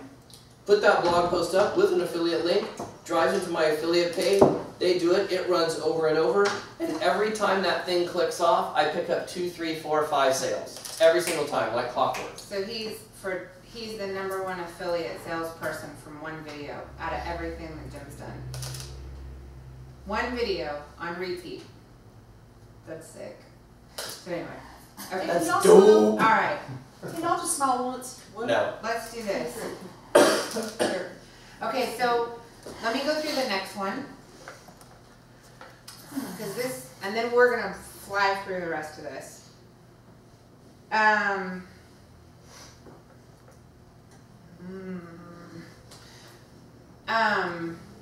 got business flying in like this, look at that. Can you do something with that, or message them, or tell them? I don't know what to do. Okay, so the next one says DNet satellites. This is, if you're interested in making a tremendous amount of money, you'll pay very, very, very close attention here. So when we first built this business model, the model was, we are going to create a central network of anything and everything, of business owners who are interested in marketing their businesses. And that we're gonna, leverage this group, this crowd environment. However, that crowd environment also works in verticals who have very heavy referral networks. I'll give you an example.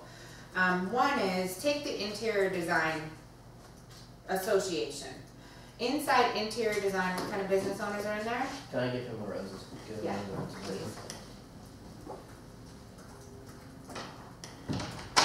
What kind of businesses are in interior design? Decorators, what else? Construction. Construction, what else? General contractors, Painters. electricians. Electricians. All Alright, so if I was gonna go in and I was gonna provide marketing advice to someone that was inside that organization, and I was gonna talk to them about getting new customers, what are they gonna tell me they get their new customers from? Referrals. From who? All of the. All of the people in their association. They generate more business from their affiliate service providers than they do from customers. Massive, right? You have funnel, I can get business from an electrician over and over and over and over for tile or roof or granite or whatever it is. Or I can try and hound a customer who might run into somebody who needs an electrician every once in a while. Which one works? So, now let's take another environment. Let's take legal. What kind of attorneys fall under legal? A ton. Like divorce, law, business law, right? Commercial, real estate, estate lawyers, tax attorneys, right? Who do they get their business from? Who do they get their business from? Same thing. Yeah, referrals. It's all referrals, and they get more referrals from other attorneys than they do from customers. Right. Let's go entertainment. Okay, we're in Hollywood, right? So in the, we're close. For me, I'm in it, smack dab in the middle. Right, so within Hollywood, what do we have in entertainment? Actors, producers, directors, photographers, videographers, sound, caterers, dress, venues, apparel, and so forth, right? Yeah. Who do they get their business from? Referrals. Each other. Yeah. So think about DNet now in an entirely new light. The goal was to create a central hub, which was DNet TV. Outside of DNet TV, we will be popping up satellite DNet models within vertical markets who have very, very strong referral business together. If you look inside entertainment or legal or finance or construction or interior design or real estate, and that's how they all do business together, have you ever seen them have a really, really good digital environment to be able to network, promote, land and capture leads, and refer business back and forth to each other? No. It's never been done. To have as an association. And it's the Association of Interior Designers. Inside the Association of Interior Designers, this is how raw stupid this is. I love small business. The majority of the members inside the interior designers are interior designers. You only have 10% of the association that actually is the electrician, the tile, all of the peripheral people who advertise. They pay an advertising or a sponsorship fee to be on a banner, or be on a billboard, or be on some BS flyer, promo bag, or in. I'm sorry. No offense taken. Sorry.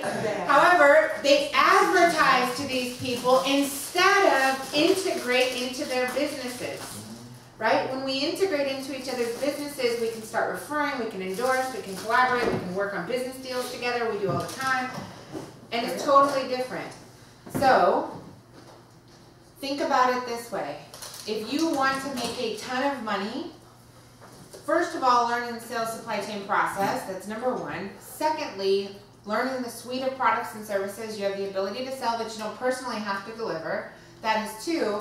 The third is create the largest funnel you can possibly imagine for future product and service sales so you can cherry pick who you want to do business with. What I mean by that is, when you go speak at the construction or the architects, the number one, in my mind, I have two choices. To your text thing, please. I'm taking notes. There you go. The number one goal that I used to have the number one goal that I had was, how can I get a lead out of the deal, out of the event? How can I get a lead and how can I sell this one person something? The next version of business is, how can I make the entire organization and every member my client so that I have access to every member within the organization and the ability to serve as an advisor to the organization on how to accomplish three things. How are you going to, well, four things. How are you going to grow your membership? How are you going to retain your membership? How are you going to add value to your membership? And how am I going to help your membership do the same thing? Repeat that process. It's the same process every single time. Any organization or association has four goals to it. One, how can I get more members? Two, how can I retain the members that I do have? Three, how can I add value to those members? And four is, how can I teach my membership to do the same thing I'm doing? How can I repeat the process? Right? So for me, if I'm able to bring on the Women's Business Council, who has 1,000 members, let's say they pay $25 a pop, that's $25,000 a month for a DNet satellite office. If you're the one that sells that, and you administer the site, and you play a leadership role from a consulting standpoint, it's a decent chunk of revenue to be known as an advisor to that audience. These don't mean crap once you get to that level, right? These are how you generate business leads, and you just throw them over to a little web guy who wants to do them on their own, okay? So, when you go to an association or an organization, you know what they struggle with more than anything? Their technology. They don't understand websites. They all have crappy websites. They want to be able to bring more value. They want their members to start doing business with each other and referring business back and forth to each other. They even go as so far as to bring in speakers and educators to try and help them, which they have no plan or action when they bring in a speaker and educator. So they'll have Kay Wallace come talk about social media, and next month they're having somebody talk about legal. Like that's like driving 110 miles down the freeway and dropping your gear shifter from 4th to 1st. Your transmission is like 90 miles back, right? It doesn't work. So, I'll let you open mine after saying that. This is, I'm so glad you were first. Huh. Thanks, babe. this is, Dollar and the kitty and the paper towels are right there. So, right now we have satellite offices that are launching. We have one for legal. We have one for coaches. We just signed around a deal yesterday for one for the entertainment industry, which is launching. We have poloclubs.com. Good job, Jeff. Thanks. I don't even know how that happened. So you have, there's two, for DNet satellite offices, you have two different ways to go about this. You have an organization with an existing membership base. So if I go into an organization, they have an existing membership base, I can lower the upfront investment and have a percentage of total membership. That's how we get paid. Now if I go to an organization like the woman who runs poloclubs.com, and she wants to start an online magazine for anything and everything polo. I want the players to come in, I want the clubs to come in, I want the golf clubs to come in, I want the sponsors to come in, I want everybody to, I want an online magazine, which is essentially what DNet is. She wants advertising, she wants people to be able to blog, she wants them to be able to promote their polo events. There's nothing online that allows them to do that.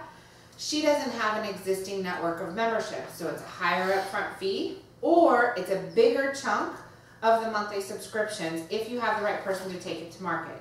So this woman, she's been involved in polo clubs for 8 years. She knows everyone across the country. She doesn't have a lot of upfront money, but she does have a big network and she's willing to go work for it. So she has a smaller or mid-sized investment up front, $5,500 up front. We take 80% of her monthly subscription. She makes 20% of her monthly subscriptions, and we administer the site. Does that make sense?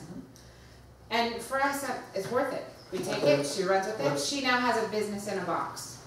Let's look at an example that I won. Okay? Promotional Products Association International. Okay? Made up of people like me and also made up of the people that manufacture shit. Okay? So what am I going to take to them? I'm going to say I have a way that... Is it an existing association? Oh God, yeah. It is, and they have 100 a years crappy old. website, I'd assume, since they're 100 years old. It's not bad. Interactive? Yes. Do the members have the ability to post content onto it? Nobody does. Okay, then it's not. All right, perfect. So how And is they it have to approaching? be How many access. members do they have? Thousands. Do you have a contact at an executive? I have the executive. You have. They trust you? I hope You he should does. schedule that meeting, Okay. and I'll watch me pitch. Cool. Okay. Dear Paul. And we're That also is- doing another one in the gift industry. In the gift industry, absolutely, that's a great one. So, that one, she has no network, so we're charging a lot up front and charging a decent amount for managing the monthly subscriptions. So we pitch this as, are you looking at growing membership, retaining membership, and adding value to those members that are already there? Yes. I have a system, I'd like to talk to you about it. Yes. I Hi, would, this is Jen Bagley. I mean, is that basically, Pretty much. Yeah, and I mean, I You sit on, come in I mean, as a friend. and it's completely obvious. It's every board of directors I know in any nonprofit. Yeah, how do we grow our member, you're scary to get on. I mean, I've sat in those conversations. What events, and they're all worried about what events can we do to help generate all of this added value and, expensive. Yeah. Expensive.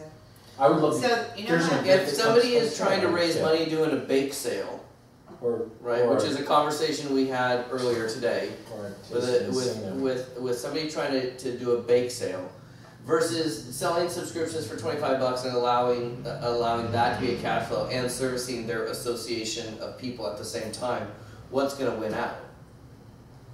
Depends which one is going to. I have said that from a satellite office perspective, if someone wanted to make a ton of money and I don't know, they know how all these chambers work. I know nobody that knows how Chamber of Commerce operates. There is a possibility that selling a satellite office to something like a regional chamber or something like the National Association of Black Chambers, you're not going to sell one to the Encino Chamber. That's you might. However, you might. However, the black folk, I have leads there. Exactly. I mean, You guys know what's coming out with Handshake? No. Kind of? Okay, so. Wait, you just jumped ahead. You need to finish your. This is what he's talking about, though. I understand, let him finish. I'm just saying you don't want to do so small if they don't have an existing network already that it's not efficient for them. Give me a number. If they have 1, 2. 50, if they have 50 One. members, I talk to them Okay, in a heartbeat. that's it? Yeah. Oh, absolutely. I figured we were starting at a few hundred. No, 50 members and I jump in. So you have to think about it too, is sometimes you have the chapters, you'll have local, then you'll have regional, then you'll have national. Uh-huh. So you can start local, you know, it's like somebody coming Within to the try and promotional sell products me. region, there are 13 regional associations around the country. I would start with them and sell them all individually. And And then what we can do is we can create a feeder site and allow everybody to feed into a central site. So what I would do is I would go in and I would say there's 13 of you guys. If you're interested in having these individually, that's great. As soon as we hit 6 of them, we'll create at no charge a central site and allow all of you guys to feed into a central site. That'll be for your national audience. wow. You can get creative with how to pitch it. Can I just? Yeah. And I'm going to use this because I think you can relate to this. And I'll use the Plumber Association because you love to go to the plumbing. I know that you go to the trade shows, okay? So those, I don't know anything about that industry. However, they all go to the trade shows. And they're all trying to share their, are we being recorded? Mm-hmm. Okay, they're all trying to share their products and services. No, they are in the shit business. And- The shit removal business. Okay, so, but they're all Defecatory doing that, exactly what he's talked about before, we've all talked about, and I like the way Jim uses the term silos. They're all individual booths, they're all individual businesses, they're all and they all have the same problem to solve. They don't have enough money, they don't have enough time, they don't have, you know, and they're in competition rather than, they're really not in competition. So, for instance, the gift industry, same thing, we've learned that, and they're all looking for help. Oh They my need God, to will an think association nationally. help me? Well, we don't really have an association. Well, how can we all be like in one place and help each other? Think about Other than just a trade show once a year that we go, great, I'll keep you in mind, do I find somebody? Now you're putting them in a central location all over the country, all over the world. They can't afford websites. They They can't afford can't- social media exactly. managers. They don't can't need afford them. SEO. That they've either designed their own product so they can't take it to market because they're gluten-free Beef jerky. beef jerky. I was really trying to figure out how gluten-free and plumber shit More is. about it. It's Well, another client. gluten, it's the It's gluten-free jerky is in my house. It's yeah, and her statement is she doesn't have the money. She's paid you all the money. Okay, well, you know what? Is there a celiac disease association? Which that's gluten-free. That's what, you know. Does that make sense? And don't get so focused on just these satellite offices, right? I mean, and in all of this, you look at, you know, and I'm just going back to you. If you're out selling exposure to people's business, the DNet membership will trump anything that you have in your arsenal, bar none. I mean, I know Well, the almost. other thing is if you And sign that's- with DNet, you get the ability to post on any We DNet. create a Non-branded centralized blog satellites. website that's going to kick the ass on the SEO of anything you're doing. Absolutely. So let's say Bruce has somebody that SEO, social media, Mm-hmm. All right. shares, retweets, We're gonna do off-page like, SEO. we're gonna have like a sell sheet, right? A Yeah. cheat sheet. Just give me a fucking cheat sheet. That's all I want. You're pushing my talent. will have something. Just There will be- handwrite it, and I'll create my own fucking This cheat is the sheet. great part. All We you get to have to do- do is have your mind there and set the appointment. I have said to everybody in this room, the coolest thing about where we are is that we can create whatever we want. I have the ability, as long as the deal makes sense, I can go to Jen and Keith and the whole group and go, look, here's what we've been proposed with, let's see how we make this work. So the sales sheet is only a good starting point or the I starting cheated. guide, because we can create whatever we I just want the bullet point. I want to. I'm a visual. Look for opportunities. So you're looking for key things. You're looking for heads of companies. You're looking for heads of organizations, and then you're going to say, you know what? I have a friend of mine. You should just visit with them. Put them on the phone with us and listen. The way you will learn more than anything is to set appointments. Kay is the best example in this room of it. She freaking appointment after appointment after appointment after appointment, and we do them together. And you know, she can Kay Rotson. yeah, she can sell things other people can't sell. She's never used it. She doesn't know shit about how it works. However, she's learned all the same little phrases and buzz phrases and languages and so forth that she knows more than they do. And I that's would all that regurgitate matters. well. But as far as her knowing the inner workings of it, no, not at all. Doesn't need to. She doesn't need to. I Not don't need at all. to, I don't, no. She's like, you should talk to Joe about that. Or you should talk to so-and-so about that. All right, let's finish this out real quick. So that's DNet Satellites. Obviously, Sales Supply Chain is a consulting agency. We do retainer-based consulting, short-term and long-term. So you have the ability to sign a retainer-based consulting agreement as well. Okay, so top of the lead funnel. The very next thing, this is the sales supply chain. And we're going to fly through this. Based on mass amounts of data, I know how people buy. Not how websites generate traffic, not how people create crap leads, but how people purchase. This is what generates more leads and opportunities that turn into converted dollars in somebody's bank that are profitable than anything else you could possibly do. Number one is speaking engagements. You put Casey in front of a room, you put Kay in front of a room, you put yourself in front of a room. You saw how much money you had sitting in that pile. That had to feel good coming home with those lead forms. Absolutely, and I told you, if I had just talked about promotional products, I might have gotten a couple people saying, yeah, that's cool. But if I'm selling a whole bunch of products and I'm just putting the lead, God, yeah. So I'm speaking to some wedding planner type industry people too, so I'll bring the form. Yeah, we gotta come back to that. Okay, so speaking is the #1 way to generate leads. Quality leads that buy, that spend money. The next, and now, with that, the type of presentation that's delivered will deliver a different result in your speaking events. I've seen a lot of speakers that go in and they're so interested in sharing the world with whoever's in the audience, they tell them everything that's free and they come back with no money. Don't want to do that. I've also seen speakers that go up and they'll tell them enough information, but it's so varied and they don't give them clear instructions on where to get started that they come home with no money. I've seen them, most speakers that I see's presentation does nothing other than gain a little bit of credibility as a knowledge expert, but their presentation itself isn't a sales-based presentation. They don't want it to be. That's fine if you don't want to make any money. If you want to make money, then you're going to design a presentation that is designed to convert new buyers in the top dollar amount down to the bottom dollar amount.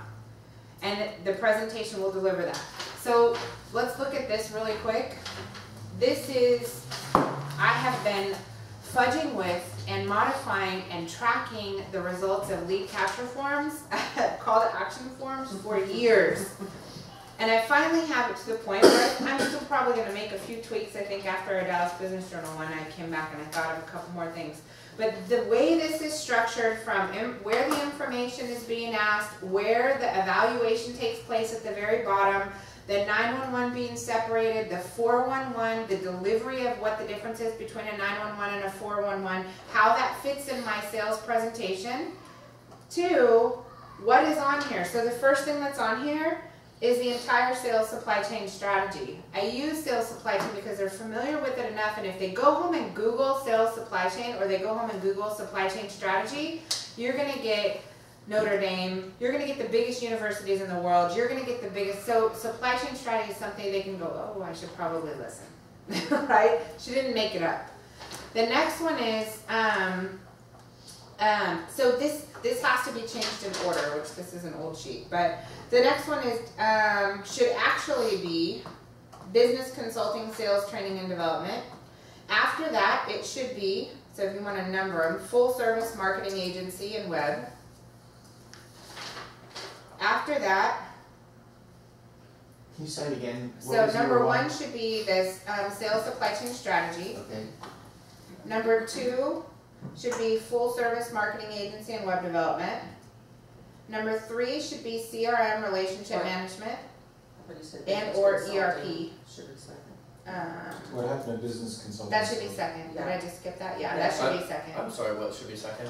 Business consulting. So 1 is sales supply I'm chain doing strategy. I'm doing this for the office Thank to you. change it, so.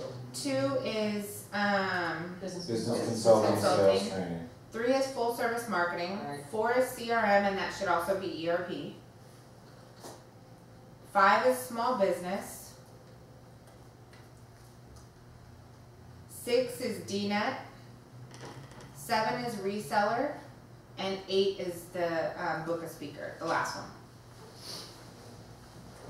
So these are designed in order, basically by price point for implementation, but it's also in order of the sales supply chain. So in my presentation, I will tell them, as a consultant, I know the technology, the strategy, the people, and the processes you need to have in place. What most companies will do that sell an individual product or services, they'll come in and they'll try and jam their product or their service down your throat, whether it's what you need at that time or not. You might you might need that particular product or service, but it might not be right now. There might be other predecessors you should have had in place first. So my goal, just like this says, is to make sure that you have these things in order, you have them in the right order. And it's actually from bottom up. So if you're a small business, you should be starting at the bottom. And I'll come back to that. But from a speaking standpoint, the presentation that's delivered has to fit this. You want to be respected, that you understand the entire supply chain industry. You don't want to be up there and have them think of you as you're another website salesperson. I definitely don't want that, or a social media salesperson, or promotional products, or anything else, but more that you have the ability to analyze their needs and design a solution that's going to be best for them to help them get to what they want. Next one is going to be customer referrals. So from a lead gen standpoint, on the lead gen standpoint, customer referrals, obviously, it's the lowest cost of acquisition, quickest close. If you have a customer that absolutely loves you, it's the fastest way to get a new business. The next one is to create a team of certified sales professionals that understand the same process you do, which is what we're doing, and what eventually there's going to be a handful of people that go through the certification process, wind up bringing on satellite offices, and when you bring on the satellite offices, you're going to repeat the process. You're going to bring a team of salespeople on, you're going to train them to go through the certification process, you're going to train them how to take it to market, and you're going to do the exact same thing again. We'll just slow down. Steve was right coming out of McGill. So, Still got Alright. time to shoot photos? No. All of a sudden, I don't have time to sell pens. Yeah, I was gonna say, you may wanna go in and just get the bus and bring some others too. So the next one is web search, social, and video. Which obviously, if you go look at, I have 5 YouTube channels between us. If you go look at it, every single YouTube channel we have is optimized with a lead form that ties into Mothernote. Every single one of them. That right there is a service you can sell. If you want to be a service seller and you want to sell things that are not in this environment, for example, so let's say Mothernote is what you can sell, CRM seats. Go sell CRM seats. Then if you want additional revenue and you want to produce that revenue or hire somebody to do it for you, which I'd recommend, get a margin, so get a worker that understands CRM, sell the CRM suite, then sell implementation, valueless configuration, transferring of their data. Then the next thing sell them is, well, I noticed you have 3 YouTube accounts. You should really have lead forms on every one of those YouTube accounts. We'll go ahead and do that for $3 a video or whatever it is, $5 a video. Oh, in addition to that, I went through your website. Your website has 8 sales pages on it. It has 122 blog posts. If you want to capture leads from those, you should probably have a lead form on those. Now you have another service. So when you learn all the ins and And then outs. you outsource that. And outsource That's it. right. Don't do it. Outsource it. So know how much it's going to cost you to get it done. Make the sale, close the business, send it out. Make a sale, close a business, send it out. Keep doing that over and over again. And if we notice that somebody's selling something over and over again, we'll bring it in-house. We'll bring somebody in to get it done so you can sell it and go back to work. And then next one is DNet and DNet satellite offices is quickly turning into a bigger lead generator than my own websites. I no longer blog on jenniferbagley.com. I don't blog on the stale, and I internet. don't We literally even, shut it down. same thing with CI Web Group. I stopped adding content to it because it's The posts that I'm putting up on DNet TV are now outranking my own websites. the Ideal Networker blog post I did in 2009. The thing that I struggle with most often in conversation is explaining the orders of magnitude of benefit that something like DNet TV brings to an organization versus their own So I'm website. putting them up, anything I put on my own blog goes right to DNet. I mean, it's, Good. well, no, that's her. Alright, so those are the lead funnels, right? That's how we That's generate strong. new leads and opportunities. Easiest and fastest way to bring in new business. There's lots of other things you can do. You can go to networking events, you can send out flyers, there's lots of other things that's fine. That's what generates the fastest amount of leads. Why do I know it? We had to create an organization to handle them because we couldn't. It was massive. Okay, so this is a missing component that by being a certified consultant within the sales supply chain umbrella, this is what we will provide. When you go out and you generate a bunch of leads or you generate a speaking event, essentially, or a And by the way, from a speaking event. I want to just jump in here. What Jen is saying is don't read it as, Bruce, you have to all of a sudden be the speaker at an event. No, not at all. And that's Right, addressed right. down here too. So it's like Hank has had me come speak on his behalf at Chambers, right? And I can generate a ton of leads and I just basically hand them off to there. There are speakers inside of our deal, you know, and you obviously can use me whatever you need. So say it's a webinar, say it's anything, say you partner with the speaker, and we'll go talk about roles as well. So generate a bunch of leads from any of those things. So, I mean, we'll come back to that.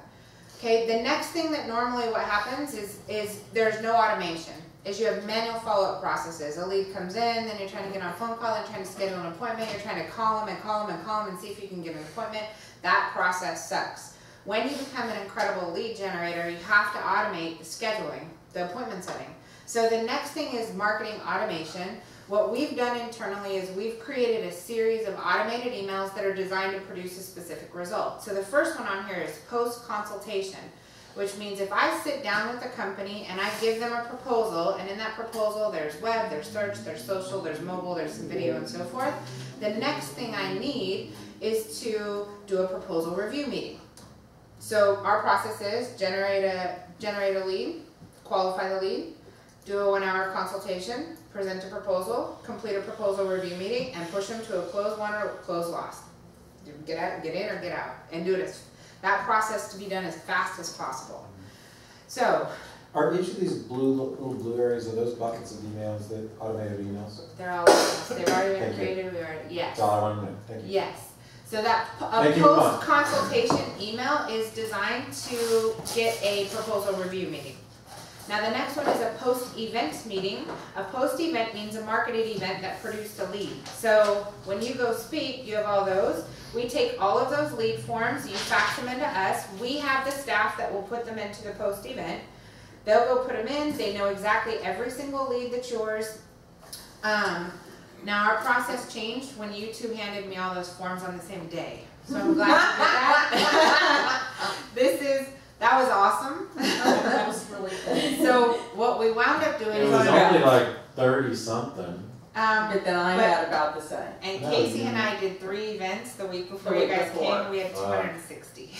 so we just had Oh, we were just the 380. last straw. Yeah. It was a camel break. Well, I'm speaking at an event where there are 500 people in 2 weeks. And I'm on stage, 500 people. And Well, don't go change them. So this is the process. You go generate leads, you send them in to us. My team will then take those leads and put them into a Google document, an Excel spreadsheet, right? Inside a Google Doc, they'll share the document with you. We have the document. We import those leads into the CRM system. You can import them into your CRM system. We import them into the automated marketing campaign.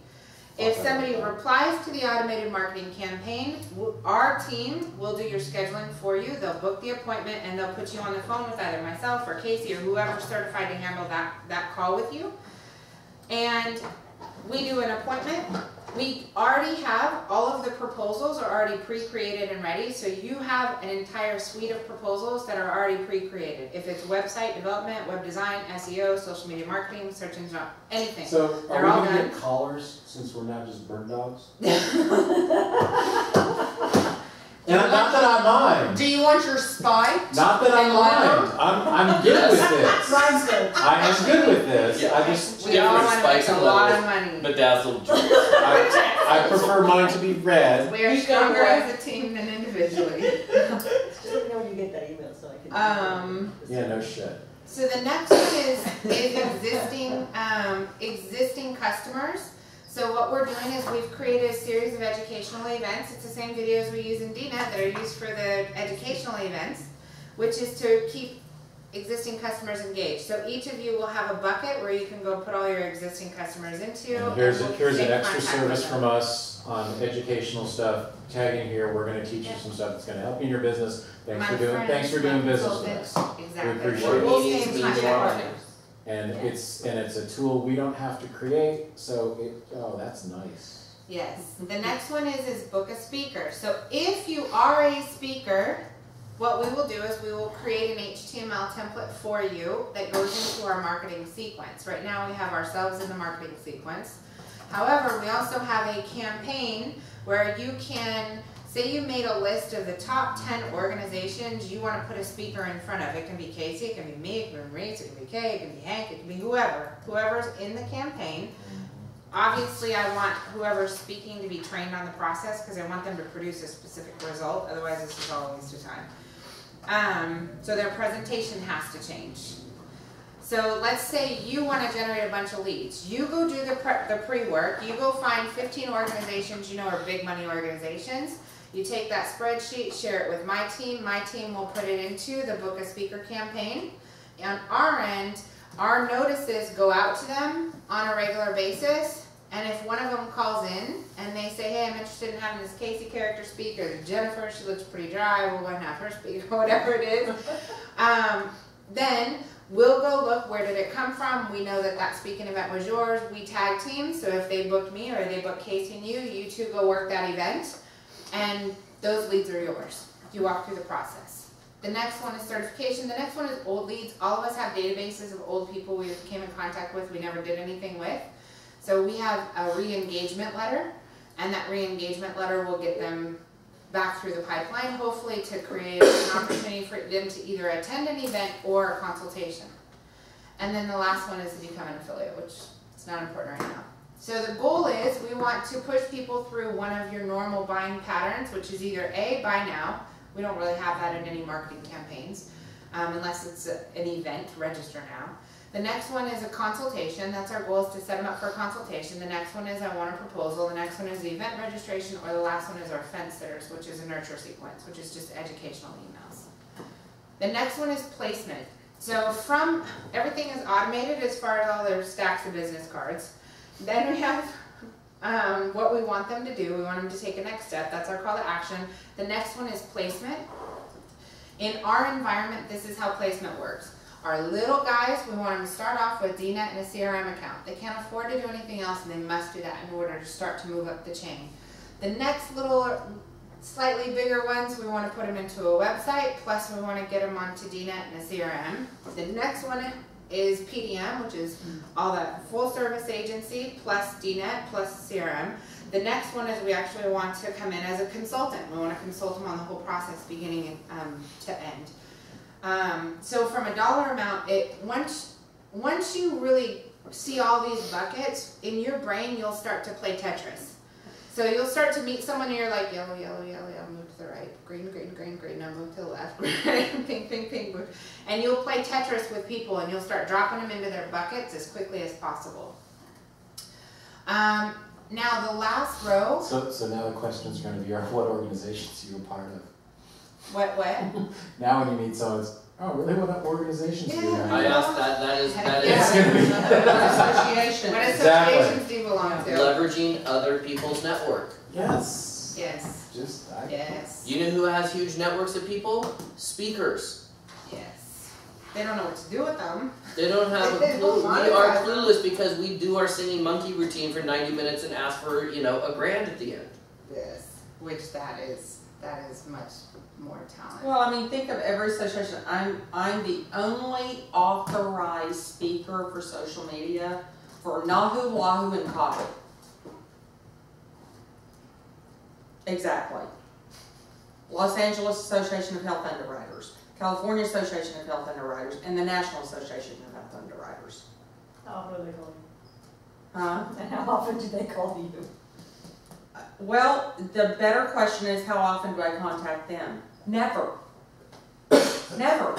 It's something that they approved me 2 years ago, and I spoke a few times, but this takes it to, this thought process takes it to a different level. It's like, oh, now I have something to offer you. Yeah, I just need. Not, can I speak to now I've got a reason to speak to the associations. Just like that Let me- council on female real estate agents that I've been dicking around with for years now here in the valley. They're fragmented. Yeah. They're all fragmented. No shit. We're trying to, Let me put this in. I'm gonna use a real life example of this. Let me ask you guys a question. I'm gonna set up a scenario, and you tell me what you would do. Okay? You are a property manager whose focus is on being the best property manager they can be, managing apartment buildings and houses. And as a subdivision of your company, you have a real estate brokerage house, right, that buys and sells real estate. Okay? You are part of DNet. And there is another real estate agency in DNet that's the best at selling houses, and they have a subdivision of property manager. So it's focused. One has property manager focused, small real estate, other big real estate, small property manager, maybe they don't even do property manager. Property manager gets a lead, somebody's ready to list their house for $1 million, right? $1 million listing. Percent to buyer and seller broker is 6%, that's $60,000, which means $30,000 goes to one side of the equation. Okay, so we're really playing with $30,000. You're the property manager. Do you take the listing or do you pass it off to the real estate agent? And why? Well, if you pass it off, it happens faster and you have less work. Okay? Bruce? Well, if you pass it off, you know, you have somebody else do all the work of managing and taking the time so that you have other things you can So, do. my best friend is the property manager, and we had this exact same conversation. He saw $30,000 and he was like, I would never, ever in a million years give that lead up. Are you insane? We had this screaming match over it. I said, here's the deal. How many hours is it going to take you to run that from start to finish? Minimum. He said, minimum of 100 hours on a deal like that. I said, awesome. So $30,000 divided by 100 hours is $300 an hour. That's a very good wage for somebody to make. $300 an hour. That's a very, very good wage. Yes, it is. However, the real estate agent in the network has a 25% referral fee. So now, if you took that same lead and you pass it off to the real estate agent, the customer is ultimately going to get the best deal because they're better focused. And that $30,000, you make 25% of it, which is $7,500. It took you 1 hour to pass the lead over for $7,500 versus working the whole thing yourself and going through the process of maybe effing the deal up for a potential of $300 an hour. Right? So the minute I did that with him, he was just like, oh my gosh, I need to be a lead generator, not a stupid property manager. Right, then you can Bird dog. take that over. He's a bird dog. Which leads us to the bottom because we have to go. That's perfect for the last line on this. The last line on this basically shows the different roles that people will play, and that's perfect lead into this. There are very few people that can play all roles, which is why most small business owners stay small business owners forever. The first one is an opener. Openers are heavy, heavy lead generators. This will often be seen in a speaker, in a hardcore salesperson. That's what they do. They're real, real good at sales. Major internet lead generators, major internet SEO people. Openers are great at generating new leads and opportunities. Typically the personality style of an opener, they suck at the administrative piece. They suck at the management, they suck at the process all of it. I'm over here taking notes on my phone, scribbling on this, and I'm like, I'm over here taking notes. So that's an opener. The next one is marketing automation. Most businesses buy the technology and never actually set up the system. They go to an event, they get sold by a brilliant speaker on why they should own Infusionsoft, and they never do anything with it, ever. I've bought technology I've never used. Yes. So we want to eliminate that portion because it's technically the most important if you're a great opener and you generate a lot of leads, or if you want to really, really grow. That's the most important piece of the puzzle that every business leads out, is the marketing automation piece of it. The next component is a processor. A processor is somebody who does the CRM management, the scheduling, the qualification. They like talking on the phone to people. They'll do follow-up. They're organized. They're detailed in their process. They're not going to be an opener. There are two Never people in gonna this see room. them. There are two people in this room, and I'm not one of them. So I can't talk, y'all. I'm over here processing. I'm working on this. I can't talk, I'm talking, I'm working. So a processor is a really good support person, a really good partner of an opener. So really working in teams, we work a lot better. To me, I had somebody tell me, if I'm gonna go speak, why would I share 50% of my revenue when I did all the work?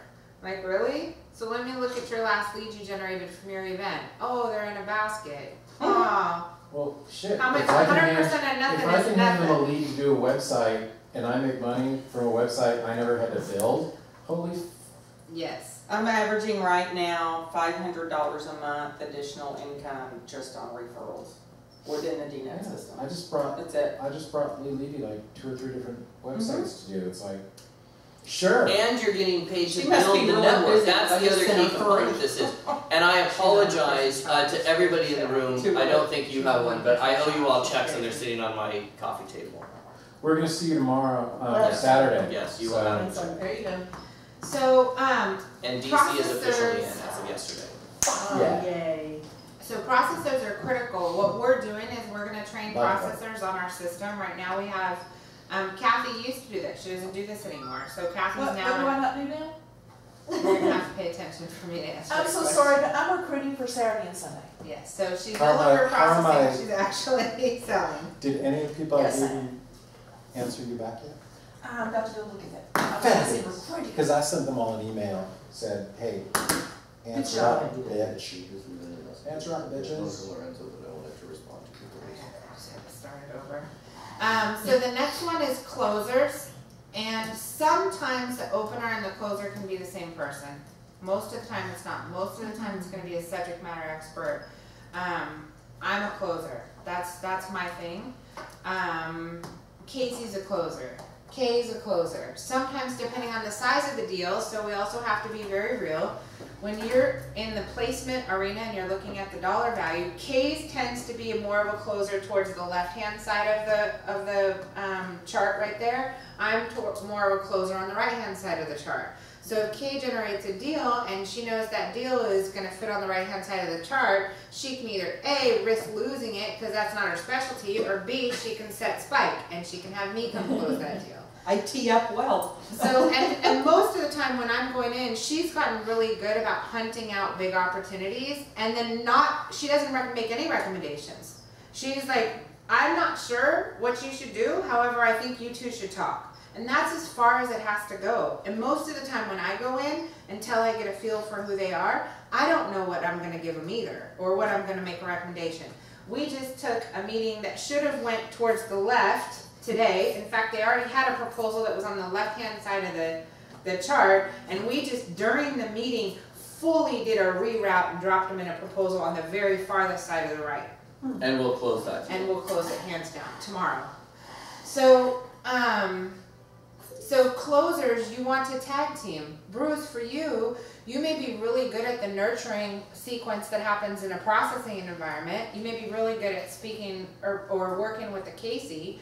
But when it comes to a particular deal, you might want to work with me on getting that deal closed or presented or the proposal done and so forth. So it's just a matter of being able to identify what each one of our skills and talents are, being able to do a revenue share to make sure everybody in the process gets paid, and then to be open enough to go 100% of nothing is nothing.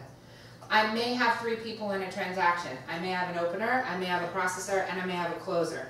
But I would rather get paid a third of whatever is available than nothing, because right now it's nothing. And I'll say, just from a speaker perspective, if somebody came to me and said, hey, I need you to come speak at my event, and all I want you to do is generate the leads, I don't even want you touching the leads, and I'm going to give you 5% or 10% of what we do out of the room, I'm there on a plane. Because I know my ability of the vast number of opportunities I can create out of one audience. Right? Same with, if I do a speaking event, I'm actually looking for my processors, the people that are going to process stuff for me. And I'm going to pay them 80%. That's a compelling enough reason to make it worth their while to do that. Why? Because when I go do a speaking event, I'll end up selling a small package to cover costs.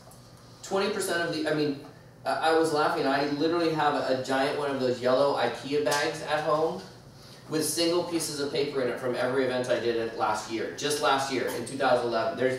There are more pieces of paper than it is in a case of paper. I don't know how many is in that, but that's a lot, and it's heavier. So on the processor side, processors who can take a deal from beginning to end, you're talking about only small sales. They can't do that on that. It's not going to happen. I know hands down it's not going to happen. So what we'll do is, as an organization, I'm paying the salaries of our internal processors. Sharon is in this room because we want her on that team of assisting in those deals. But outside of that, I can pay think about it this way too. If you have $100, I can pay a full-time person on staff that their job is to support someone like you, and that will free up dollars for the opener and the closer. So some of this, sometimes it will be you want to go outside and you have somebody you want to work on outside of it, but sometimes it's going to be you use our internal staff, A, because they're already trained, B, because I already pay their salary, you don't have to worry about it, C, because they can handle deals for 5 or 6 people, and you want to free up as much money as you can for somebody who's doing the closing and who's doing the opening. Because the processing really is an administrative function. It is. It's technically, they should get a monthly salary, they should be paid, and they should do what they're supposed to do. And they should get bonus for above and beyond.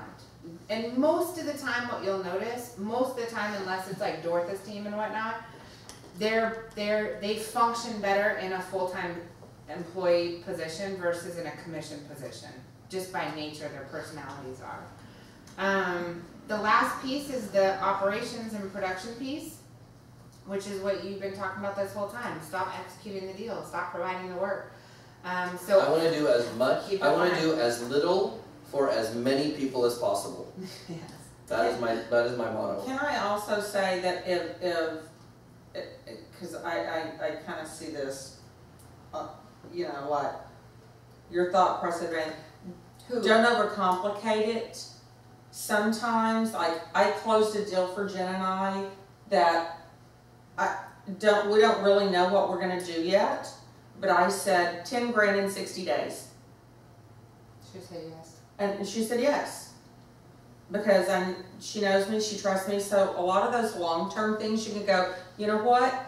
Here, you know, sometimes if you understand it just at least enough of the process, and then I went and told her, I says, okay, we got 60 days and 10 grand. What are we doing? I don't know yet. There's a satellite site. Other than that, I don't know, it's you. Okay, I don't know what we're gonna do with it yet. Like the conversation I had with somebody today, they're buying Google AdWords and they're getting nothing back. And I said, yeah, we can talk in somewhere. What's their budget? So That is first exactly they say, our what are you question. spending? You can ask that because She's you don't sell spending Google a AdWords. couple grand a month, I think, What kind of business? legal. Please. Okay. So 4.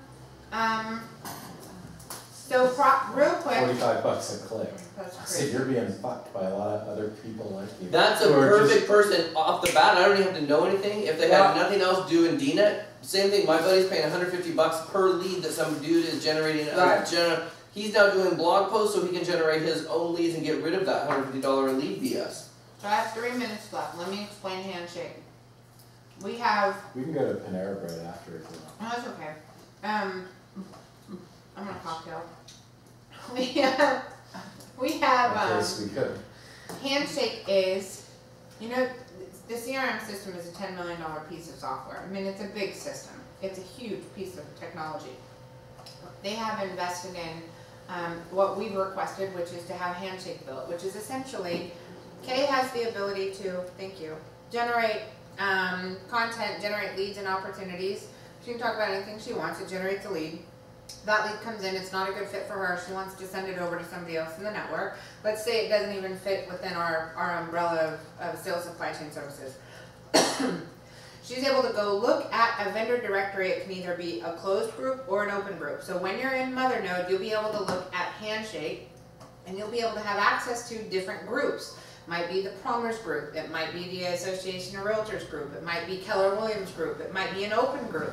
It might be a BNI chapter, it might be a chamber, it might be a Encino or whatnot. So you can belong to either closed groups and or open groups, just like LinkedIn. The difference is you have a lead that's actually real business. You can go look into your group, you can press Handshake, and it's going to send that lead into the other member's lead system.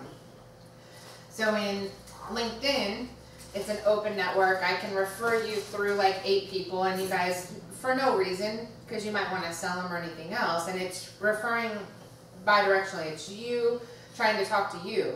Whereas in Handshake, it's a lead who needs a solution or a service, and you're handing them to somebody who provides that service. So it's LinkedIn on steroids. It's a direct referral. Yes, which that's never been done. There's no technology that does that right now. This will be one of the largest technology launches that I can see being taken to market. It's freaking amazing. And that's really what behind this, DNet satellite groups, talking to associations, being able to provide them with a tool that allows members to gather business, refer business back and forth to each other, track that business, so we can track all the business that's done at the organization. Imagine if you had 3 chambers to choose from. 2 of them said, well, we use an application called Handshake, and we have a digital network where all our members can post content, post their events, generate leads and opportunities, and we did $6.5 million in referral business last year. That closed. And then you have the one that doesn't do that. They're like, well, I think they. We have breakfast once We a have, month. we have Yeah, good we have, mixers. we have lunch and learns where 3 people show up and. We have a disaster preparedness event going on this Saturday. That's what's in this room now. Mm-hmm. That's it. Handshake's gonna be done in the next 90 days. Well, it should be 60 by now. Yes, babe? And that's what So- we're taking to market. So a good lead for me is someone that's a member of an organization that needs to provide more value for their members and wants to hold on to members and get members. A Okay. leader, but yes, Wait, I have a recommendation. Wait, you said a leader? a leader within an organization Okay. Okay, versus a member. I have a contest. I don't know too many people here, I have a few friends. So, whoever beats me, I'm gonna invite more people to the event for Saturday and Sunday. And if even, whoever beats me, I'm gonna bring you, you'll get a nice glass of wine. I'm gonna You bring a bottle of wine. lost me on the prize, sorry. Yeah. Okay, well, what do you want, $20? Okay, $20. Are you just looking for competition because you Yes. thrive on competition? Yes, because I'm gonna beat you.